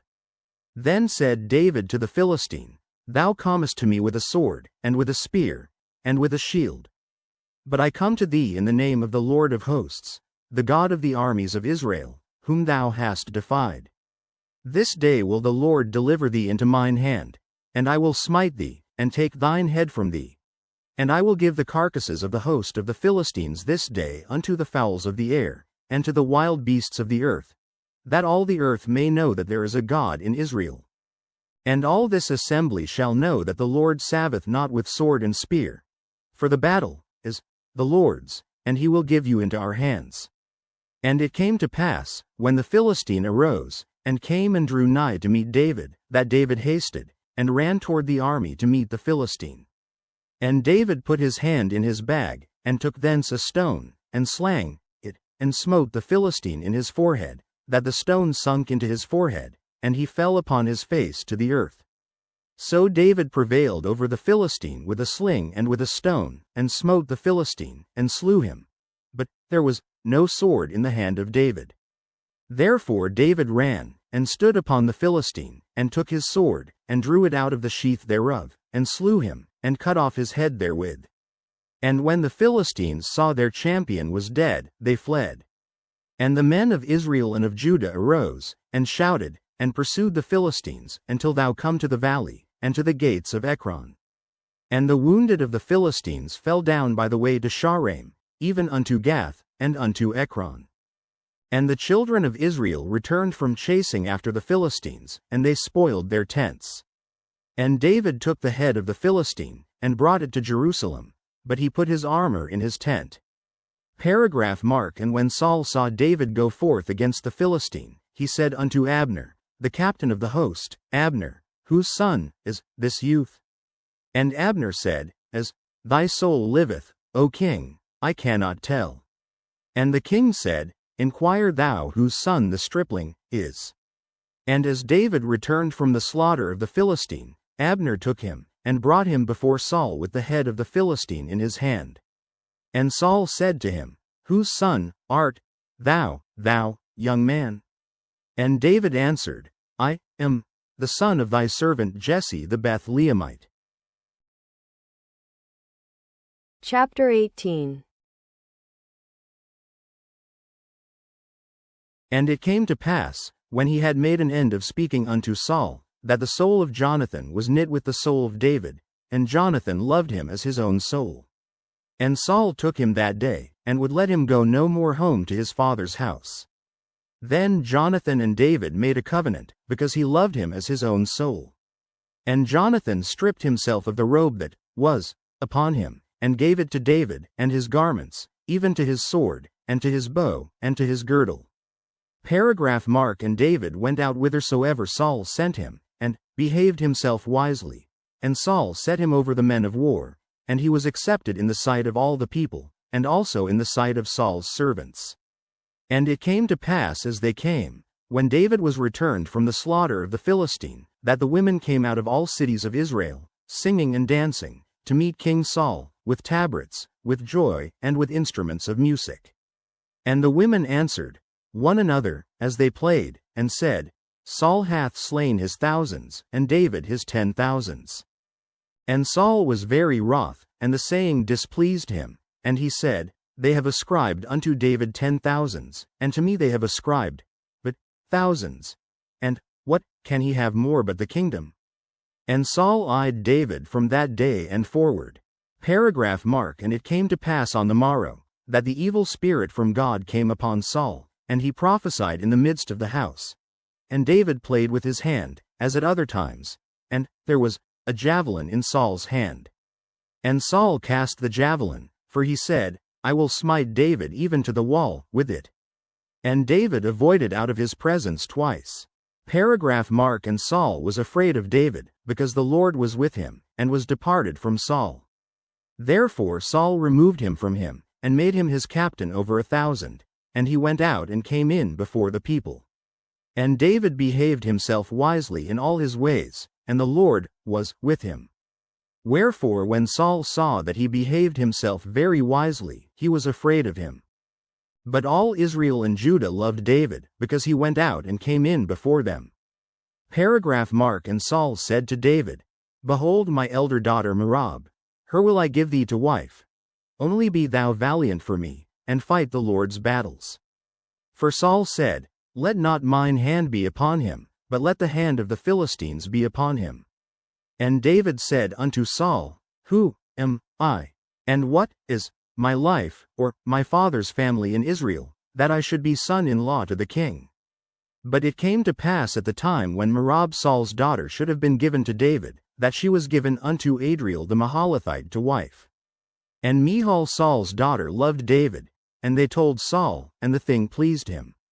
And Saul said, I will give him her, that she may be a snare to him, and that the hand of the Philistines may be against him. Wherefore Saul said to David, Thou shalt this day be my son-in-law in the one of the twain. Mark. And Saul commanded his servants, saying, Commune with David secretly, and say, Behold, the king hath delight in thee, and all his servants love thee. Now therefore be the king's son-in-law. And Saul's servants spake those words in the ears of David. And David said, Seemeth it to you a light thing to be a king's son-in-law, seeing that I am a poor man, and lightly esteemed? And the servants of Saul told him, saying, On this manner spake David. And Saul said, Thus shall ye say to David, The king desireth not any dowry, but 100 foreskins of the Philistines, to be avenged of the king's enemies. But Saul thought to make David fall by the hand of the Philistines. And when his servants told David these words, it pleased David well to be the king's son-in-law, and the days were not expired. Wherefore David arose and went, he and his men, and slew of the Philistines 200 men. And David brought their foreskins, and they gave them in full tale to the king, that he might be the king's son-in-law. And Saul gave him Michal his daughter to wife. Mark. And Saul saw and knew that the Lord was with David, and that Michal Saul's daughter loved him. And Saul was yet the more afraid of David, and Saul became David's enemy continually. Then the princes of the Philistines went forth, and it came to pass, after they went forth, that David behaved himself more wisely than all the servants of Saul, so that his name was much set by. Chapter 19. And Saul spake to Jonathan his son, and to all his servants, that they should kill David. But Jonathan Saul's son delighted much in David. And Jonathan told David, saying, Saul my father seeketh to kill thee. Now therefore, I pray thee, take heed to thyself until the morning, and abide in a secret place, and hide thyself. And I will go out and stand beside my father in the field where thou art, and I will commune with my father of thee, and what I see, that I will tell thee.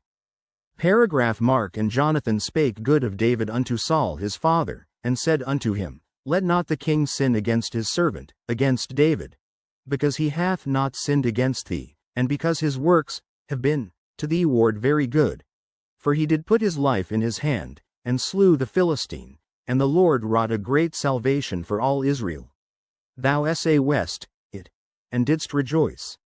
Wherefore then wilt thou sin against innocent blood, to slay David without a cause? And Saul hearkened unto the voice of Jonathan, and Saul sware, As the Lord liveth, he shall not be slain. And Jonathan called David, and Jonathan showed him all those things. And Jonathan brought David to Saul, and he was in his presence, as in times past. Paragraph Mark. And there was war again, and David went out, and fought with the Philistines, and slew them with a great slaughter, and they fled from him. And the evil spirit from the Lord was upon Saul, as he sat in his house with his javelin in his hand, and David played with his hand. And Saul sought to smite David even to the wall with the javelin, but he slipped away out of Saul's presence, and he smote the javelin into the wall. And David fled, and escaped that night. Saul also sent messengers unto David's house, to watch him, and to slay him in the morning. And Michal David's wife told him, saying, If thou save not thy life tonight, tomorrow thou shalt be slain. Paragraph Mark. So Michal let David down through a window, and he went, and fled, and escaped. And Michal took an image, and laid it in the bed, and put a pillow of goat's hair for his bolster, and covered it with a cloth. And when Saul sent messengers to take David, she said, He is sick. And Saul sent the messengers again to see David, saying, Bring him up to me in the bed, that I may slay him.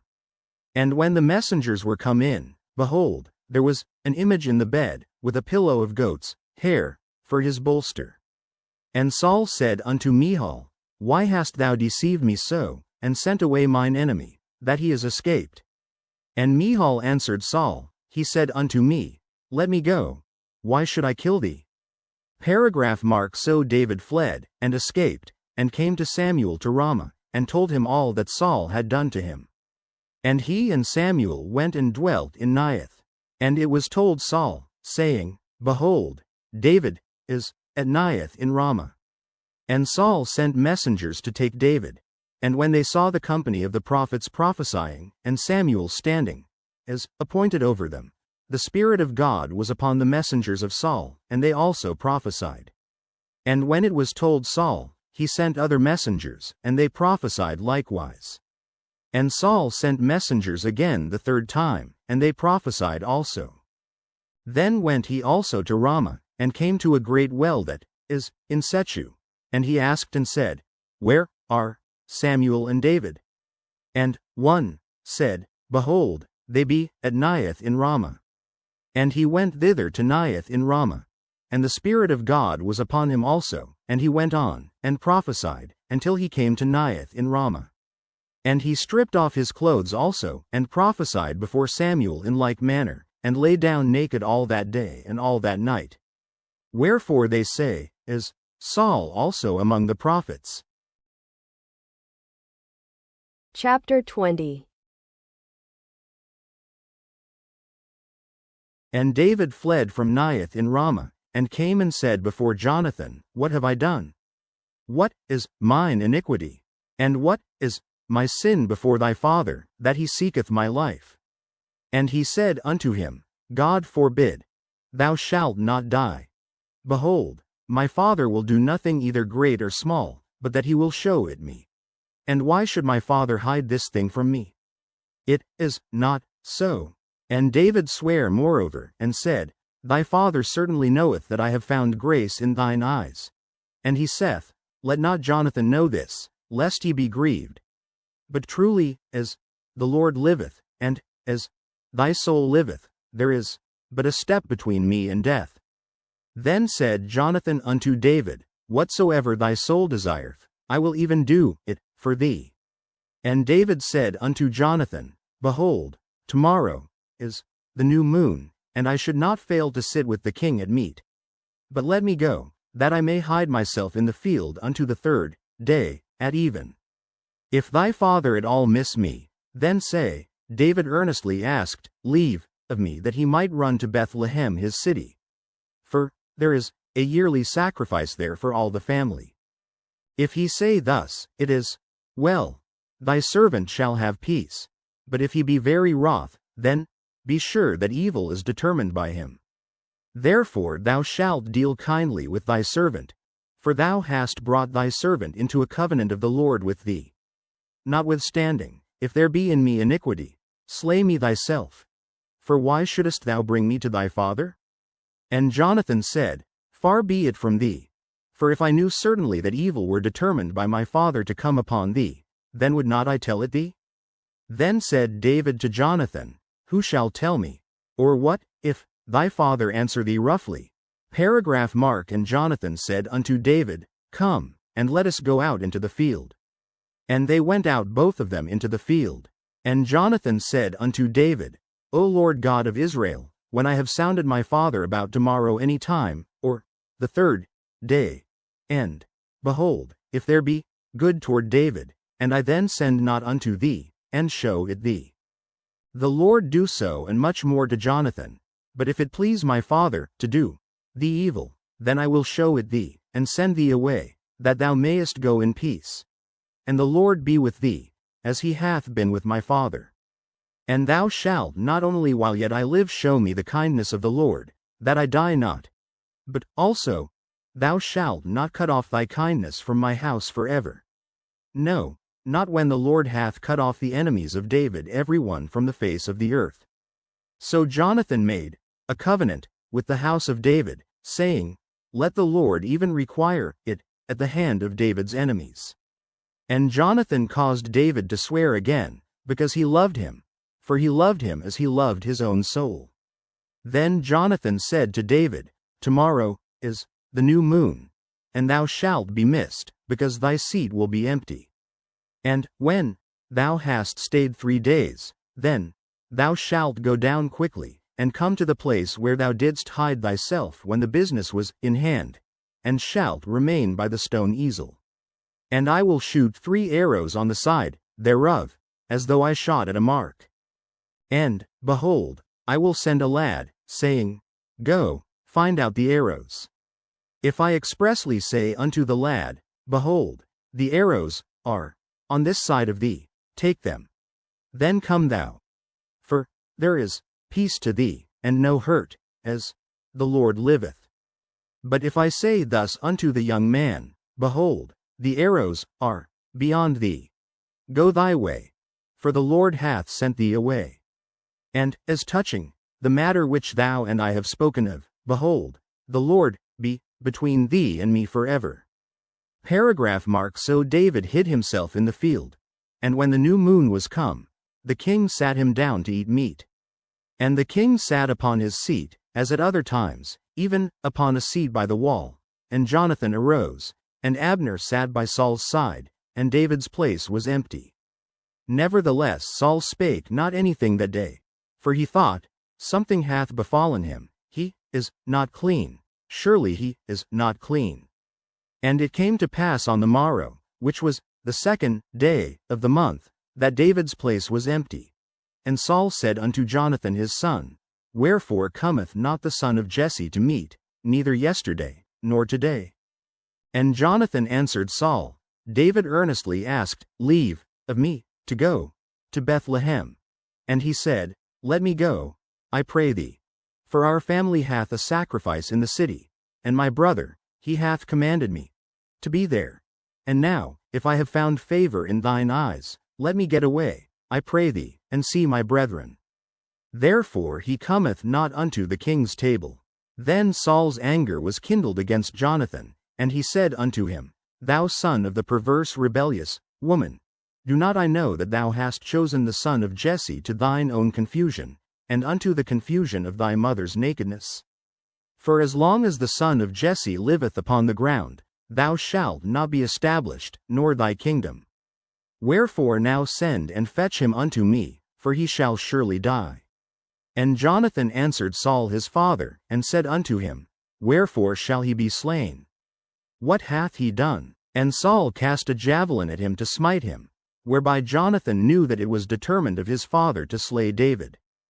So Jonathan arose from the table in fierce anger, and did eat no meat the 2nd day of the month, for he was grieved for David, because his father had done him shame.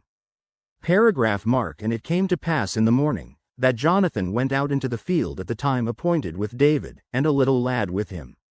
And he said unto his lad, Run, find out now the arrows which I shoot. And, as the lad ran, he shot an arrow beyond him. And when the lad was come to the place of the arrow which Jonathan had shot, Jonathan cried after the lad, and said, Is not the arrow beyond thee? And Jonathan cried after the lad, Make speed, haste, stay not. And Jonathan's lad gathered up the arrows, and came to his master. But the lad knew not anything, only Jonathan and David knew the matter. And Jonathan gave his artillery unto his lad, and said unto him, Go, carry them to the city. Mark. And, as soon as the lad was gone, David arose out of a place toward the south, and fell on his face to the ground, and bowed himself 3 times. And they kissed one another, and wept one with another, until David exceeded. And Jonathan said to David, Go in peace, forasmuch as we have sworn both of us in the name of the Lord, saying, The Lord be between me and thee, and between my seed and thy seed forever. And he arose and departed, and Jonathan went into the city. Chapter 21. Then came David to Nob to Ahimelech the priest. And Ahimelech was afraid at the meeting of David, and said unto him, Why art thou alone, and no man with thee? And David said unto Ahimelech the priest, The king hath commanded me a business, and hath said unto me, Let no man know anything of the business whereabout I send thee, and what I have commanded thee. And I have appointed my servants to such and such a place. Now therefore what is under thine hand? Give me 5 loaves of bread in mine hand, or what there is present. And the priest answered David, and said, There is no common bread under mine hand, but there is hallowed bread, if the young men have kept themselves at least from women. And David answered the priest, and said unto him, Of a truth women have been kept from us about these 3 days, since I came out, and the vessels of the young men are holy, and the bread is, in a manner common, yea, though it were sanctified this day in the vessel. So the priest gave him hallowed bread, for there was no bread there but the shewbread, that was taken from before the Lord, to put hot bread in the day when it was taken away. Now a certain man of the servants of Saul was there that day, detained before the Lord, and his name was Doeg, an Edomite, the chiefest of the herdmen that belonged to Saul. Mark. And David said unto Ahimelech, And is there not here under thine hand spear or sword? For I have neither brought my sword nor my weapons with me, because the king's business required haste. And the priest said, The sword of Goliath the Philistine, whom thou slewest in the valley of Elah, behold, it is here, wrapped in a cloth behind the ephod. If thou wilt take that, take it. For there is no other save that here. And David said, There is none like that, give it me. Mark. And David arose, and fled that day for fear of Saul, and went to Achish the king of Gath. And the servants of Achish said unto him, Is not this David the king of the land? Did they not sing one to another of him in dances, saying, Saul hath slain his thousands, and David his 10,000s? And David laid up these words in his heart, and was sore afraid of Achish the king of Gath. And he changed his behavior before them, and feigned himself mad in their hands, and scrabbled on the doors of the gate, and let his spittle fall down upon his beard. Then said Achish unto his servants, Lo, ye see the man is mad. Wherefore, then, have ye brought him to me? Have I need of mad men, that ye have brought this fellow to play the madman in my presence? Shall this fellow come into my house? Chapter 22. David therefore departed thence, and escaped to the cave Adullam. And when his brethren and all his father's house heard it, they went down thither to him. And every one that was in distress, and every one that was in debt, and every one that was discontented, gathered themselves unto him. And he became a captain over them. And there were with him about 400 men. Mark and David went thence to Mizpah of Moab. And he said unto the king of Moab, Let my father and my mother, I pray thee, come forth, and be with you, till I know what God will do for me. And he brought them before the king of Moab, and they dwelt with him all the while that David was in the hold. Mark and the prophet Gad said unto David, Abide not in the hold, depart, and get thee into the land of Judah. Then David departed, and came into the forest of Hereth. Mark when Saul heard that David was discovered, and the men that were with him. Now Saul abode in Gibeah under a tree in Ramah, having his spear in his hand, and all his servants were standing about him winking face. Then Saul said unto his servants that stood about him, Hear now, ye Benjamites, will the son of Jesse give every one of you fields and vineyards, and make you all captains of thousands, and captains of hundreds, that all of you have conspired against me, and there is none that sheweth me that my son hath made a league with the son of Jesse, and there is none of you that is sorry for me, or sheweth unto me that my son hath stirred up my servant against me, to lie in wait, as at this day? Mark then answered Doeg the Edomite, which was set over the servants of Saul, and said, I saw the son of Jesse coming to Nob, to Ahimelech the son of Ahitub. And he inquired of the Lord for him, and gave him victuals, and gave him the sword of Goliath the Philistine. Then the king sent to call Ahimelech the priest, the son of Ahitub, and all his father's house, the priests that were in Nob. And they came all of them to the king. And Saul said, Hear now, thou son of Ahitub. And he answered, Here I am, my lord. And Saul said unto him, Why have ye conspired against me, thou and the son of Jesse, in that thou hast given him bread, and a sword, and hast inquired of God for him, that he should rise against me, to lie in wait, as at this day? Then Ahimelech answered the king, and said, And who is so faithful among all thy servants as David, which is the king's son-in-law, and goeth at thy bidding, and is honorable in thine house? Did I then begin to inquire of God for him? Be it far from me. Let not the king impute any thing unto his servant, nor to all the house of my father. For thy servant knew nothing of all this, less or more. And the king said, Thou shalt surely die, Ahimelech, thou, and all thy father's house. Mark and the king said unto the footmen that stood about him, Turn, and slay the priests of the Lord, because their hand also is with David, and because they knew when he fled, and did not show it to me. But the servants of the king would not put forth their hand to fall upon the priests of the Lord. And the king said to Doeg, Turn thou, and fall upon the priests. And Doeg the Edomite turned, and he fell upon the priests, and slew on that day 75 persons that did wear a linen ephod. And Nob, the city of the priests, smote he with the edge of the sword, both men and women, children and sucklings, and oxen, and asses, and sheep, with the edge of the sword. Mark and one of the sons of Ahimelech the son of Ahitub, named Abiathar, escaped, and fled after David. And Abiathar showed David that Saul had slain the Lord's priests.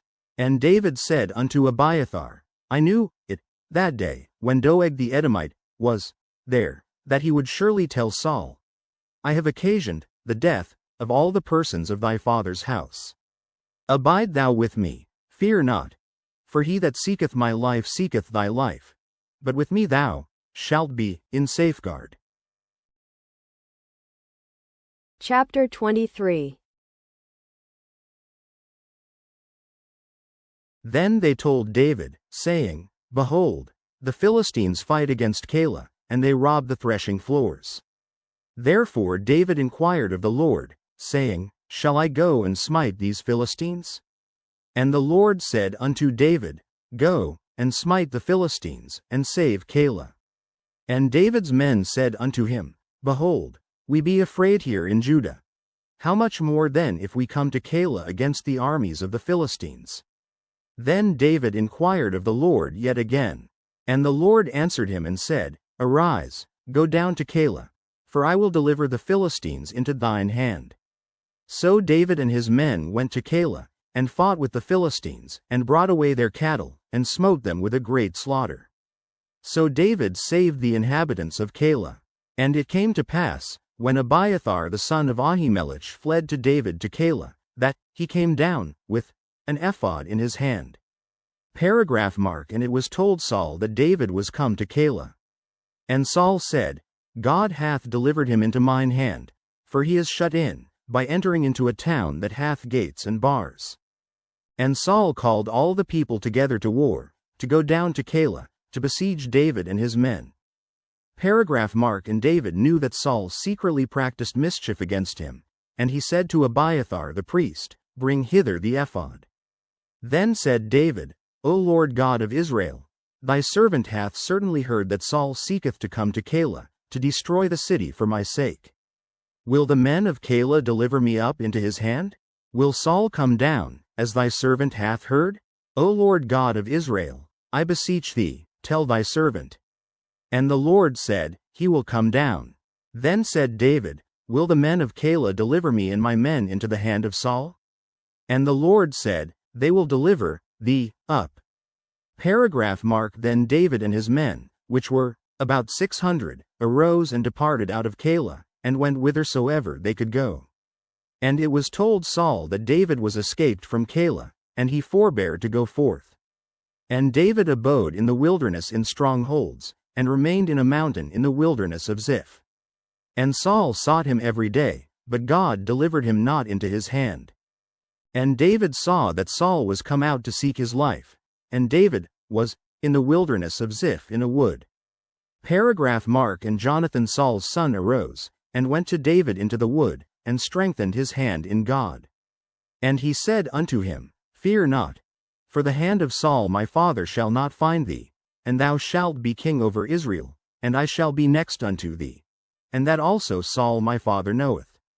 And they two made a covenant before the Lord. And David abode in the wood, and Jonathan went to his house.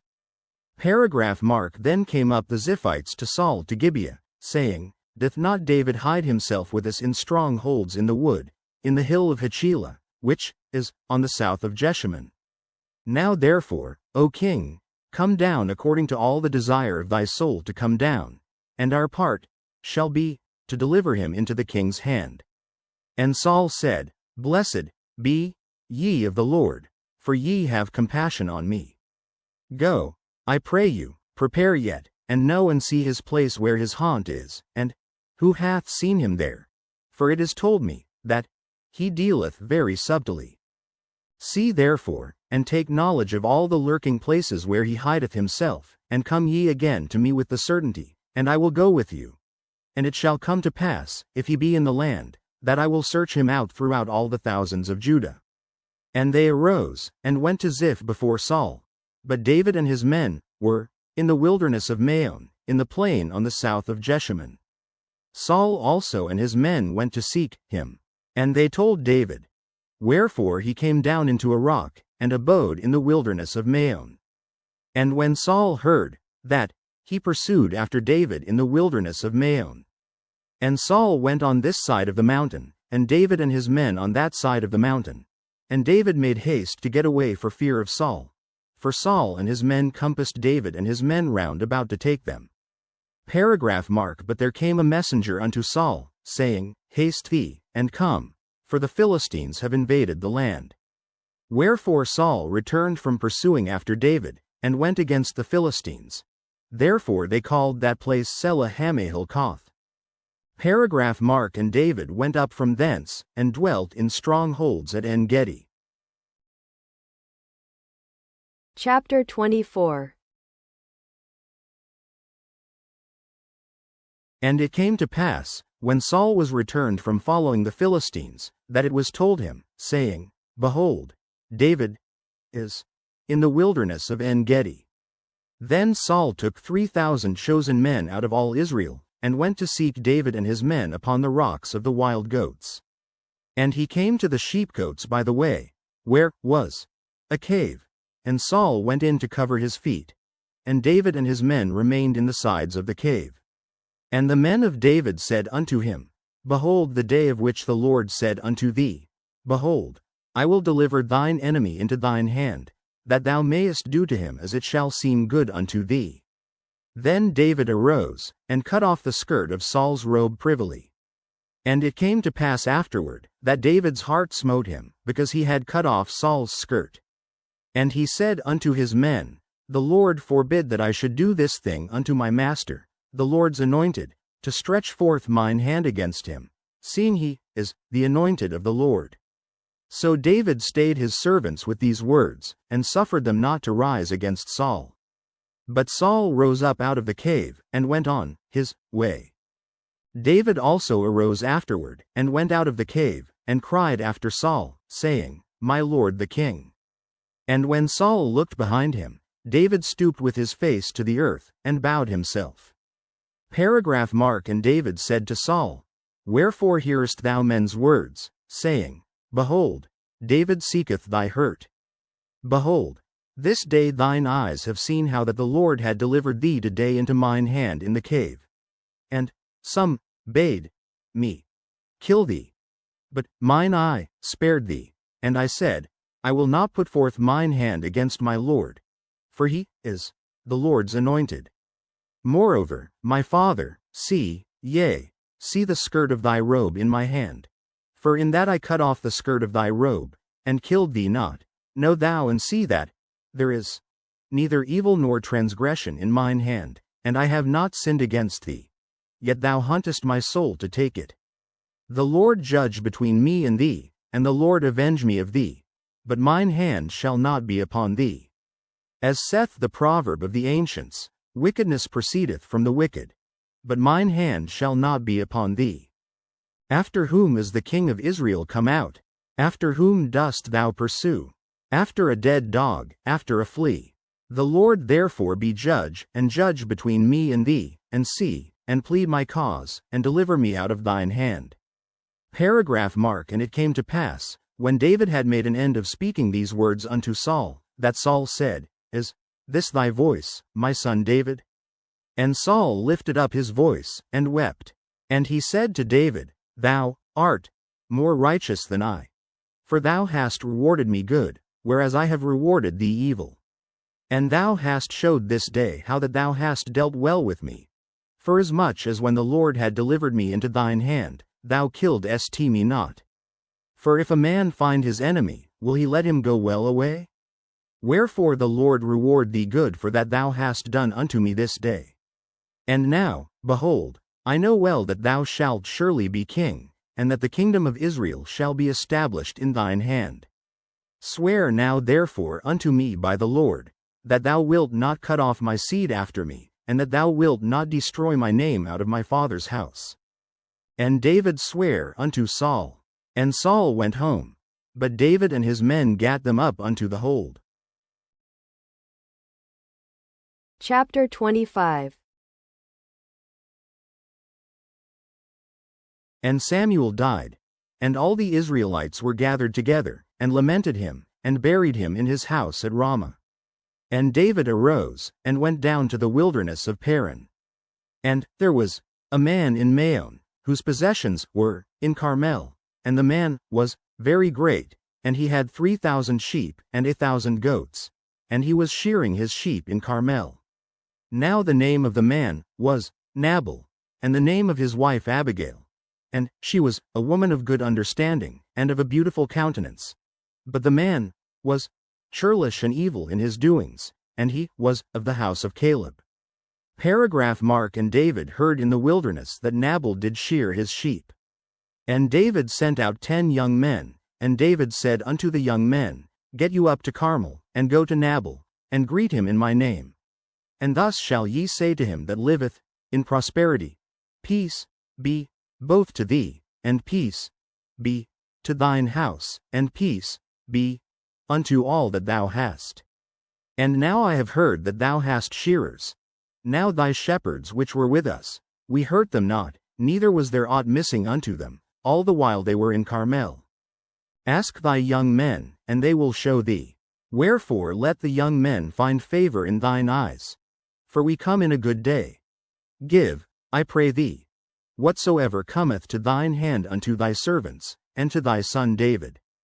And when David's young men came, they spake to Nabal according to all those words in the name of David, and ceased. Paragraph Mark and Nabal answered David's servants, and said, Who is David? And who is the son of Jesse? There be many servants nowadays that break away every man from his master. Shall I then take my bread, and my water, and my flesh that I have killed for my shearers, and give it unto men, whom I know not whence they be? So David's young men turned their way, and went again, and came and told him all those sayings. And David said unto his men, Gird ye on every man his sword. And they girded on every man his sword. And David also girded on his sword. And there went up after David about 400 men, and 200 abode by the stuff. Paragraph Mark. But one of the young men told Abigail, Nabal's wife, saying, Behold, David sent messengers out of the wilderness to salute our master, and he railed on them. But the men were very good unto us, and we were not hurt, neither missed we anything, as long as we were conversant with them, when we were in the fields. They were a wall unto us both by night and day, all the while we were with them keeping the sheep. Now therefore know and consider what thou wilt do. For evil is determined against our master, and against all his household. For he is such a son of Belial, that a man cannot speak to him. Paragraph Mark. Then Abigail made haste, and took 200 loaves, and 2 bottles of wine, and 5 sheep ready dressed, and 5 measures of parched corn, and 100 clusters of raisins, and 200 cakes of figs, and laid them on asses. And she said unto her servants, Go on before me. Behold, I come after you. But she told not her husband Nabal. And it was so, as she rode on the ass, that she came down by the covert of the hill, and, behold, David and his men came down against her, and she met them. Now David had said, Surely in vain have I kept all that this fellow hath in the wilderness, so that nothing was missed of all that pertained unto him. And he hath requited me evil for good. So and more also do God unto the enemies of David, if I leave of all that pertain to him by the morning light any that pisseth against the wall. And when Abigail saw David, she hasted, and lighted off the ass, and fell before David on her face, and bowed herself to the ground, and fell at his feet, and said, Upon me, my lord, upon me, let this iniquity be. And let thine handmaid, I pray thee, speak in thine audience, and hear the words of thine handmaid. Let not my lord, I pray thee, regard this man of Belial, even Nabal. For as his name is, so is he. Nabal is his name, and folly is with him. But I thine handmaid saw not the young men of my lord, whom thou didst send. Now therefore, my lord, as the Lord liveth, and as thy soul liveth, seeing the Lord hath withholden thee from coming to shed blood, and from avenging thyself with thine own hand, now let thine enemies, and they that seek evil to my lord, be as Nabal. And now this blessing which thine handmaid hath brought unto my lord, let it even be given unto the young men that follow my lord. I pray thee, forgive the trespass of thine handmaid, for the Lord will certainly make my lord a sure house. Because my lord fighteth the battles of the Lord, and evil hath not been found in thee all thy days. Yet a man is risen to pursue thee, and to seek thy soul. But the soul of my lord shall be bound in the bundle of life with the Lord thy God. and the souls of thine enemies, them shall he sling out, as out of the middle of a sling. And it shall come to pass, when the Lord shall have done to my Lord according to all the good that he hath spoken concerning thee, and shall have appointed thee ruler over Israel, that this shall be no grief unto thee, nor offense of heart unto my Lord, either that thou hast shed blood causeless, or that my Lord hath avenged himself. But when the Lord shall have dealt well with my Lord, then remember thine handmaid. Paragraph Mark and David said to Abigail, Blessed be the Lord God of Israel, which sent thee this day to meet me. And blessed be thy advice, and blessed be thou, which hast kept me this day from coming to shed blood, and from avenging myself with mine own hand. For in very deed, as the Lord God of Israel liveth, which hath kept me back from hurting thee, except thou hadst hasted and come to meet me, surely there had not been left unto Nabal by the morning light any that pisseth against the wall. So David received of her hand that which she had brought him, and said unto her, Go up in peace to thine house. See, I have hearkened to thy voice, and have accepted thy person. Paragraph Mark and Abigail came to Nabal, and, behold, he held a feast in his house, like the feast of a king. And Nabal's heart was merry within him, for he was very drunken. Wherefore she told him nothing, less or more, until the morning light.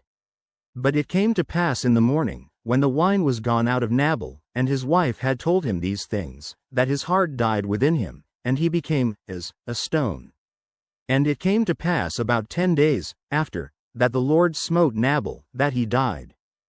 Paragraph Mark. And when David heard that Nabal was dead, he said, Blessed be the Lord, that hath pleaded the cause of my reproach from the hand of Nabal, and hath kept his servant from evil.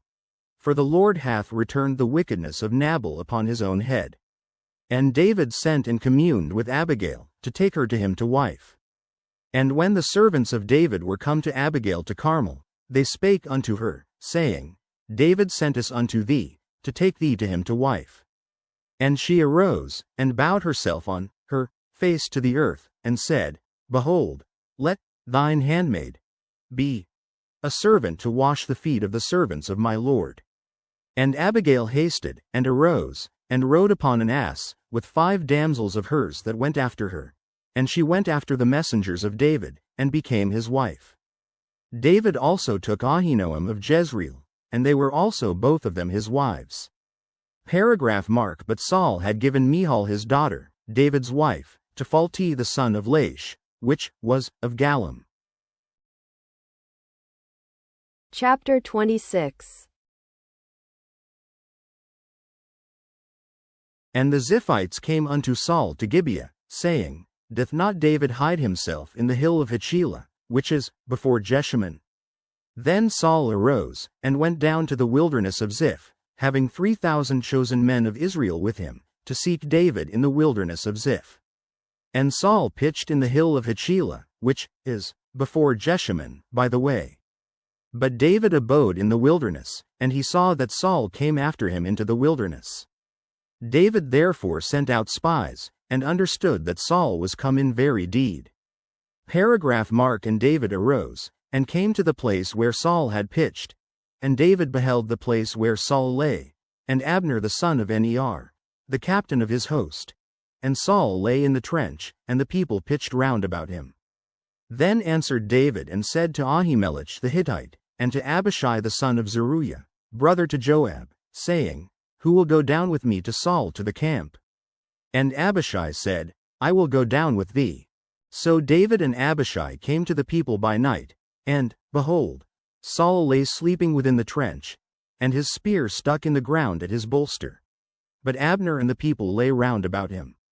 Then said Abishai to David, God hath delivered thine enemy into thine hand this day. Now therefore let me smite him, I pray thee, with the spear even to the earth at once, and I will not smite him the second time. And David said to Abishai, Destroy him not, for who can stretch forth his hand against the Lord's anointed, and be guiltless? David said furthermore, As the Lord liveth, the Lord shall smite him, or his day shall come to die, or he shall descend into battle, and perish. The Lord forbid that I should stretch forth mine hand against the Lord's anointed.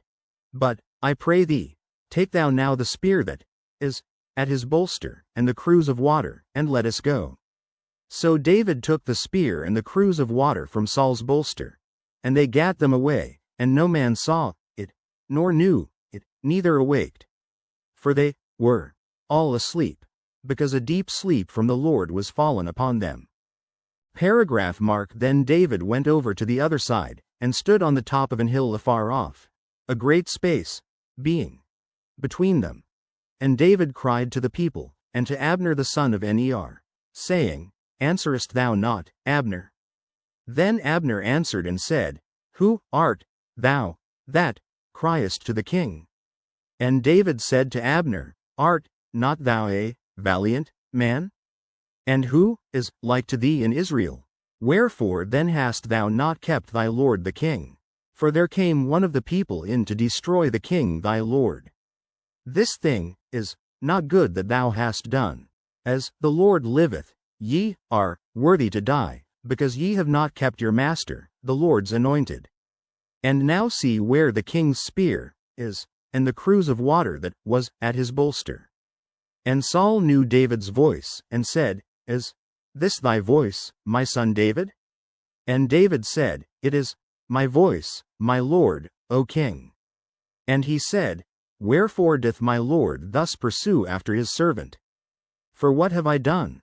Or what evil is in mine hand? Now therefore, I pray thee, let my lord the king hear the words of his servant. If the Lord have stirred thee up against me, let him accept an offering. But if they be the children of men, cursed be they before the Lord. For they have driven me out this day from abiding in the inheritance of the Lord, saying, Go, serve other gods. Now therefore, let not my blood fall to the earth before the face of the Lord. For the king of Israel is come out to seek a flea, as when one doth hunt a partridge in the mountains. Paragraph mark. Then said Saul, I have sinned. Return, my son David. For I will no more do thee harm, because my soul was precious in thine eyes this day. Behold, I have played the fool, and have erred exceedingly. And David answered and said, Behold the king's spear, and let one of the young men come over and fetch it. The Lord render to every man his righteousness and his faithfulness. For the Lord delivered thee into my hand today, but I would not stretch forth mine hand against the Lord's anointed. And, behold, as thy life was much set by this day in mine eyes, so let my life be much set by in the eyes of the Lord, and let him deliver me out of all tribulation. Then Saul said to David, Blessed be thou, my son David. Thou shalt both do great things, and also shalt still prevail. So David went on his way, and Saul returned to his place. Chapter 27. And David said in his heart, I shall now perish one day by the hand of Saul. There is nothing better for me than that I should speedily escape into the land of the Philistines. And Saul shall despair of me, to seek me any more in any coast of Israel. So shall I escape out of his hand. And David arose, and he passed over with the 600 men that were with him unto Achish, the son of Mauch, king of Gath. And David dwelt with Achish at Gath, he and his men, every man with his household, even David with his 2 wives, Ahinoam the Jezreelitess, and Abigail the Carmelitess, Nabal's wife. And it was told Saul that David was fled to Gath, and he sought no more again for him. Paragraph mark. And David said unto Achish, If I have now found grace in thine eyes, let them give me a place in some town in the country, that I may dwell there. For why should thy servant dwell in the royal city with thee? Then Achish gave him Ziklag that day. Wherefore Ziklag pertaineth unto the kings of Judah unto this day. And the time that David dwelt in the country of the Philistines was a full year and 4 months. Paragraph mark. And David and his men went up, and invaded the Geshurites, and the Gezrites, and the Amalekites. For those nations were, of old the inhabitants of the land, as thou goest to Shur, even unto the land of Egypt. And David smote the land, and left neither man nor woman alive, and took away the sheep, and the oxen, and the asses, and the camels, and the apparel, and returned, and came to Achish. And Achish said, Whither have ye made a road today? And David said, Against the south of Judah, and against the south of the Jerahmeelites, and against the south of the Kenites. And David saved neither man nor woman alive, to bring tidings to Gath, saying, Lest they should tell on us, saying, So did David, and so will be his manner all the while he dwelleth in the country of the Philistines. And Achish believed David, saying, He hath made his people Israel utterly to abhor him, therefore he shall be my servant forever. Chapter 28. And it came to pass in those days, that the Philistines gathered their armies together for warfare, to fight with Israel. And Achish said unto David, Know thou assuredly, that thou shalt go out with me to battle, thou and thy men. And David said to Achish, Surely thou shalt know what thy servant can do. And Achish said to David, Therefore will I make thee keeper of mine head forever. Paragraph mark. Now Samuel was dead, and all Israel had lamented him, and buried him in Ramah, even in his own city.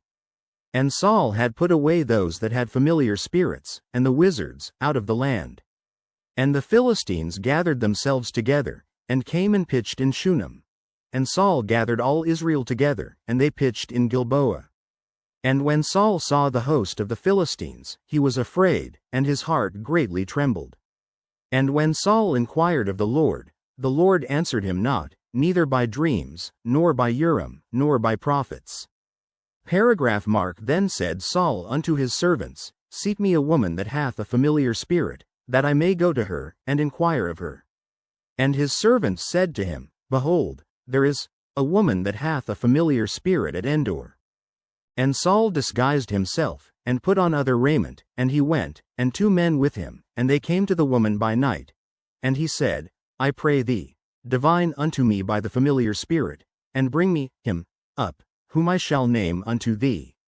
And the woman said unto him, Behold, thou knowest what Saul hath done, how he hath cut off those that have familiar spirits, and the wizards, out of the land. Wherefore then layest thou a snare for my life, to cause me to die? And Saul sware to her by the Lord, saying, As the Lord liveth, there shall no punishment happen to thee for this thing. Then said the woman, Whom shall I bring up unto thee? And he said, Bring me up Samuel. And when the woman saw Samuel, she cried with a loud voice. And the woman spake to Saul, saying, Why hast thou deceived me?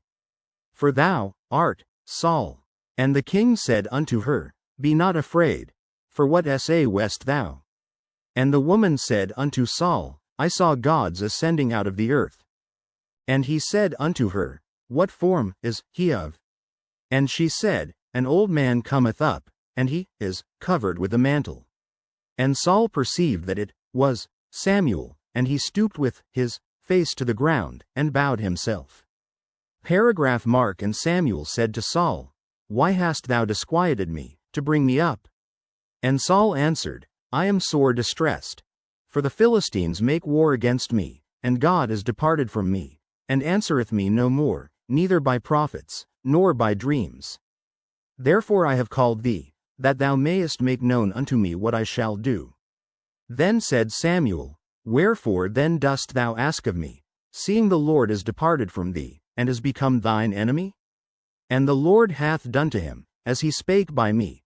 For the Lord hath rent the kingdom out of thine hand, and given it to thy neighbor, even to David.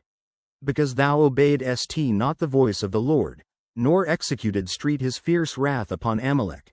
Therefore hath the Lord done this thing unto thee this day. Moreover the Lord will also deliver Israel with thee into the hand of the Philistines. And tomorrow shalt thou and thy sons be with me. The Lord also shall deliver the host of Israel into the hand of the Philistines. Then Saul fell straightway all along on the earth, and was sore afraid, because of the words of Samuel. And there was no strength in him. For he had eaten no bread all the day, nor all the night. Paragraph mark. And the woman came unto Saul, and saw that he was sore troubled, and said unto him, Behold, thine handmaid hath obeyed thy voice, and I have put my life in my hand, and have hearkened unto thy words which thou spakest unto me. Now therefore, I pray thee, hearken thou also unto the voice of thine handmaid, and let me set a morsel of bread before thee, and eat, that thou mayest have strength, when thou goest on thy way. But he refused, and said, I will not eat. But his servants, together with the woman, compelled him, and he hearkened unto their voice. So he arose from the earth, and sat upon the bed. And the woman had a fat calf in the house, and she hasted, and killed it, and took flour, and kneaded it, and did bake unleavened bread thereof. And she brought it before Saul, and before his servants, and they did eat. Then they rose up, and went away that night. Chapter 29. Now the Philistines gathered together all their armies to Aphek, and the Israelites pitched by a fountain which is in Jezreel. And the lords of the Philistines passed on by hundreds, and by thousands. But David and his men passed on in the rear ward with Achish. Then said the princes of the Philistines, What do these Hebrews here? And Achish said unto the princes of the Philistines, Is not this David, the servant of Saul the king of Israel, which hath been with me these days, or these years, and I have found no fault in him since he fell unto me, unto this day? And the princes of the Philistines were wroth with him. And the princes of the Philistines said unto him, Make this fellow return, that he may go again to his place which thou hast appointed him, and let him not go down with us to battle, lest in the battle he be an adversary to us. For wherewith should he reconcile himself unto his master? Should it not be with the heads of these men? As not this David, of whom they sang one to another in dances, saying, Saul slew his thousands, and David his 10,000s?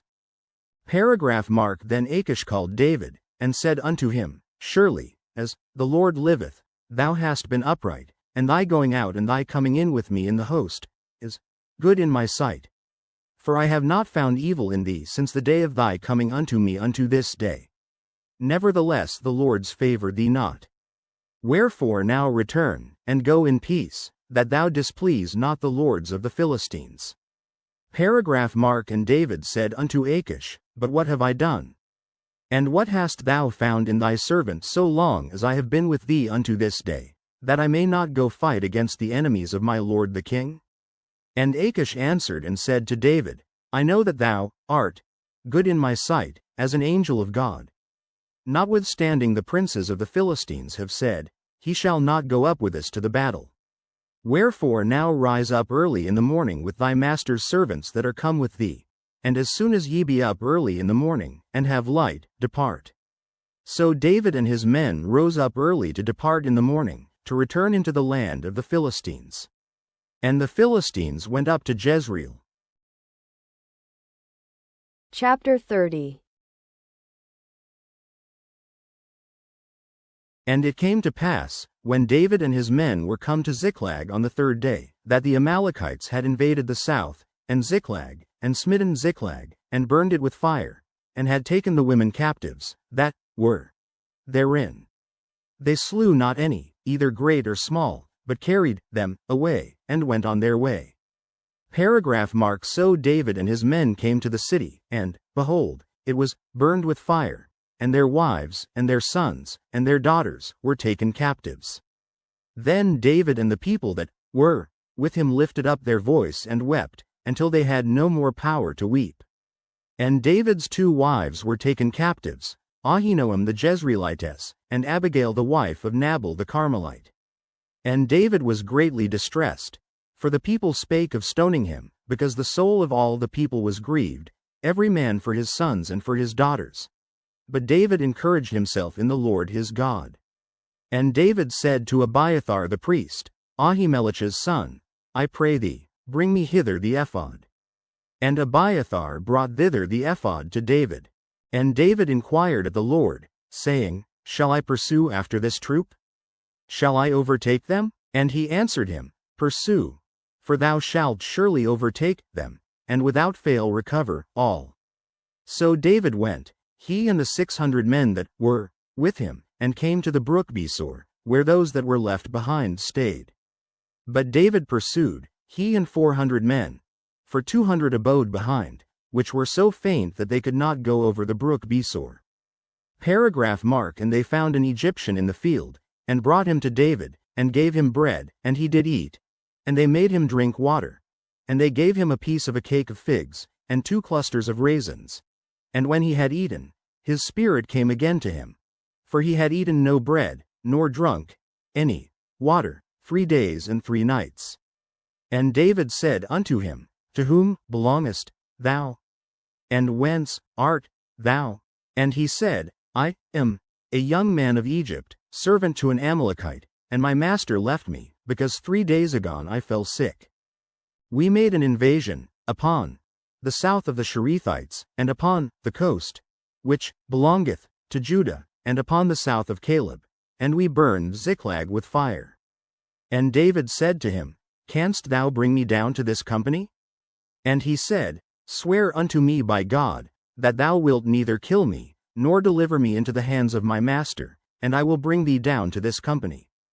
Paragraph mark. And when he had brought him down, behold, they were spread abroad upon all the earth, eating and drinking, and dancing, because of all the great spoil that they had taken out of the land of the Philistines, and out of the land of Judah. And David smote them from the twilight even unto the evening of the next day. And there escaped not a man of them, save 400 young men, which rode upon camels, and fled. And David recovered all that the Amalekites had carried away, and David rescued his 2 wives. And there was nothing lacking to them, neither small nor great, neither sons nor daughters, neither spoil, nor any thing that they had taken to them. David recovered all. And David took all the flocks and the herds, which they drave before those other cattle, and said, This is David's spoil. Paragraph mark. And David came to the 200 men, which were so faint that they could not follow David, whom they had made also to abide at the brook Besor. And they went forth to meet David, and to meet the people that were with him. And when David came near to the people, he saluted them. Then answered all the wicked men and men of Belial, of those that went with David, and said, Because they went not with us, we will not give them aught of the spoil that we have recovered, save to every man his wife and his children, that they may lead them away, and depart. Then said David, Ye shall not do so, my brethren, with that which the Lord hath given us, who hath preserved us, and delivered the company that came against us into our hand. For who will hearken unto you in this matter? But as his part is that goeth down to the battle, so shall his part be that tarrieth by the stuff. They shall part alike. And it was so, from that day forward, that he made it a statute and an ordinance for Israel unto this day. Paragraph mark. And when David came to Ziklag, he sent of the spoil unto the elders of Judah, even to his friends, saying, Behold a present for you of the spoil of the enemies of the Lord. To them which were in Bethel, and to them which were in South Ramoth, and to them which were in Jadar, and to them which were in Aroer, and to them which were in Siphmoth, and to them which were in Eshtemoa, and to them which were in Rachal, and to them which were in the cities of the Jerahmeelites, and to them which were in the cities of the Kenites, and to them which were in Hormah, and to them which were in Chorashan, and to them which were in Athach, and to them which were in Hebron, and to all the places where David himself and his men were wont to haunt. Chapter 31. Now the Philistines fought against Israel, and the men of Israel fled from before the Philistines, and fell down slain in Mount Gilboa. And the Philistines followed hard upon Saul and upon his sons, and the Philistines slew Jonathan, and Abinadab, and Malchishua, Saul's sons. And the battle went sore against Saul, and the archers hit him, and he was sore wounded of the archers. Then said Saul unto his armor-bearer, Draw thy sword, and thrust me through therewith, lest these uncircumcised come and thrust me through, and abuse me. But his armor-bearer would not, for he was sore afraid. Therefore Saul took a sword, and fell upon it. And when his armor-bearer saw that Saul was dead, he fell likewise upon his sword, and died with him. So Saul died, and his 3 sons, and his armor-bearer, and all his men, that same day together. Paragraph mark. And when the men of Israel that were on the other side of the valley, and they that were on the other side Jordan, saw that the men of Israel fled, and that Saul and his sons were dead, they forsook the cities, and fled, and the Philistines came and dwelt in them. And it came to pass on the morrow, when the Philistines came to strip the slain, that they found Saul and his 3 sons fallen in Mount Gilboa. And they cut off his head, and stripped off his armor, and sent into the land of the Philistines round about, to publish it in the house of their idols, and among the people. And they put his armor in the house of Ashtaroth, and they fastened his body to the wall of Beth-shan. Paragraph mark. And when the inhabitants of Jabesh-Gilead heard of that which the Philistines had done to Saul, all the valiant men arose, and went all night, and took the body of Saul and the bodies of his sons from the wall of Beth-shan, and came to Jabesh, and burnt them there. And they took their bones, and buried them under a tree at Jabesh, and fasted 7 days.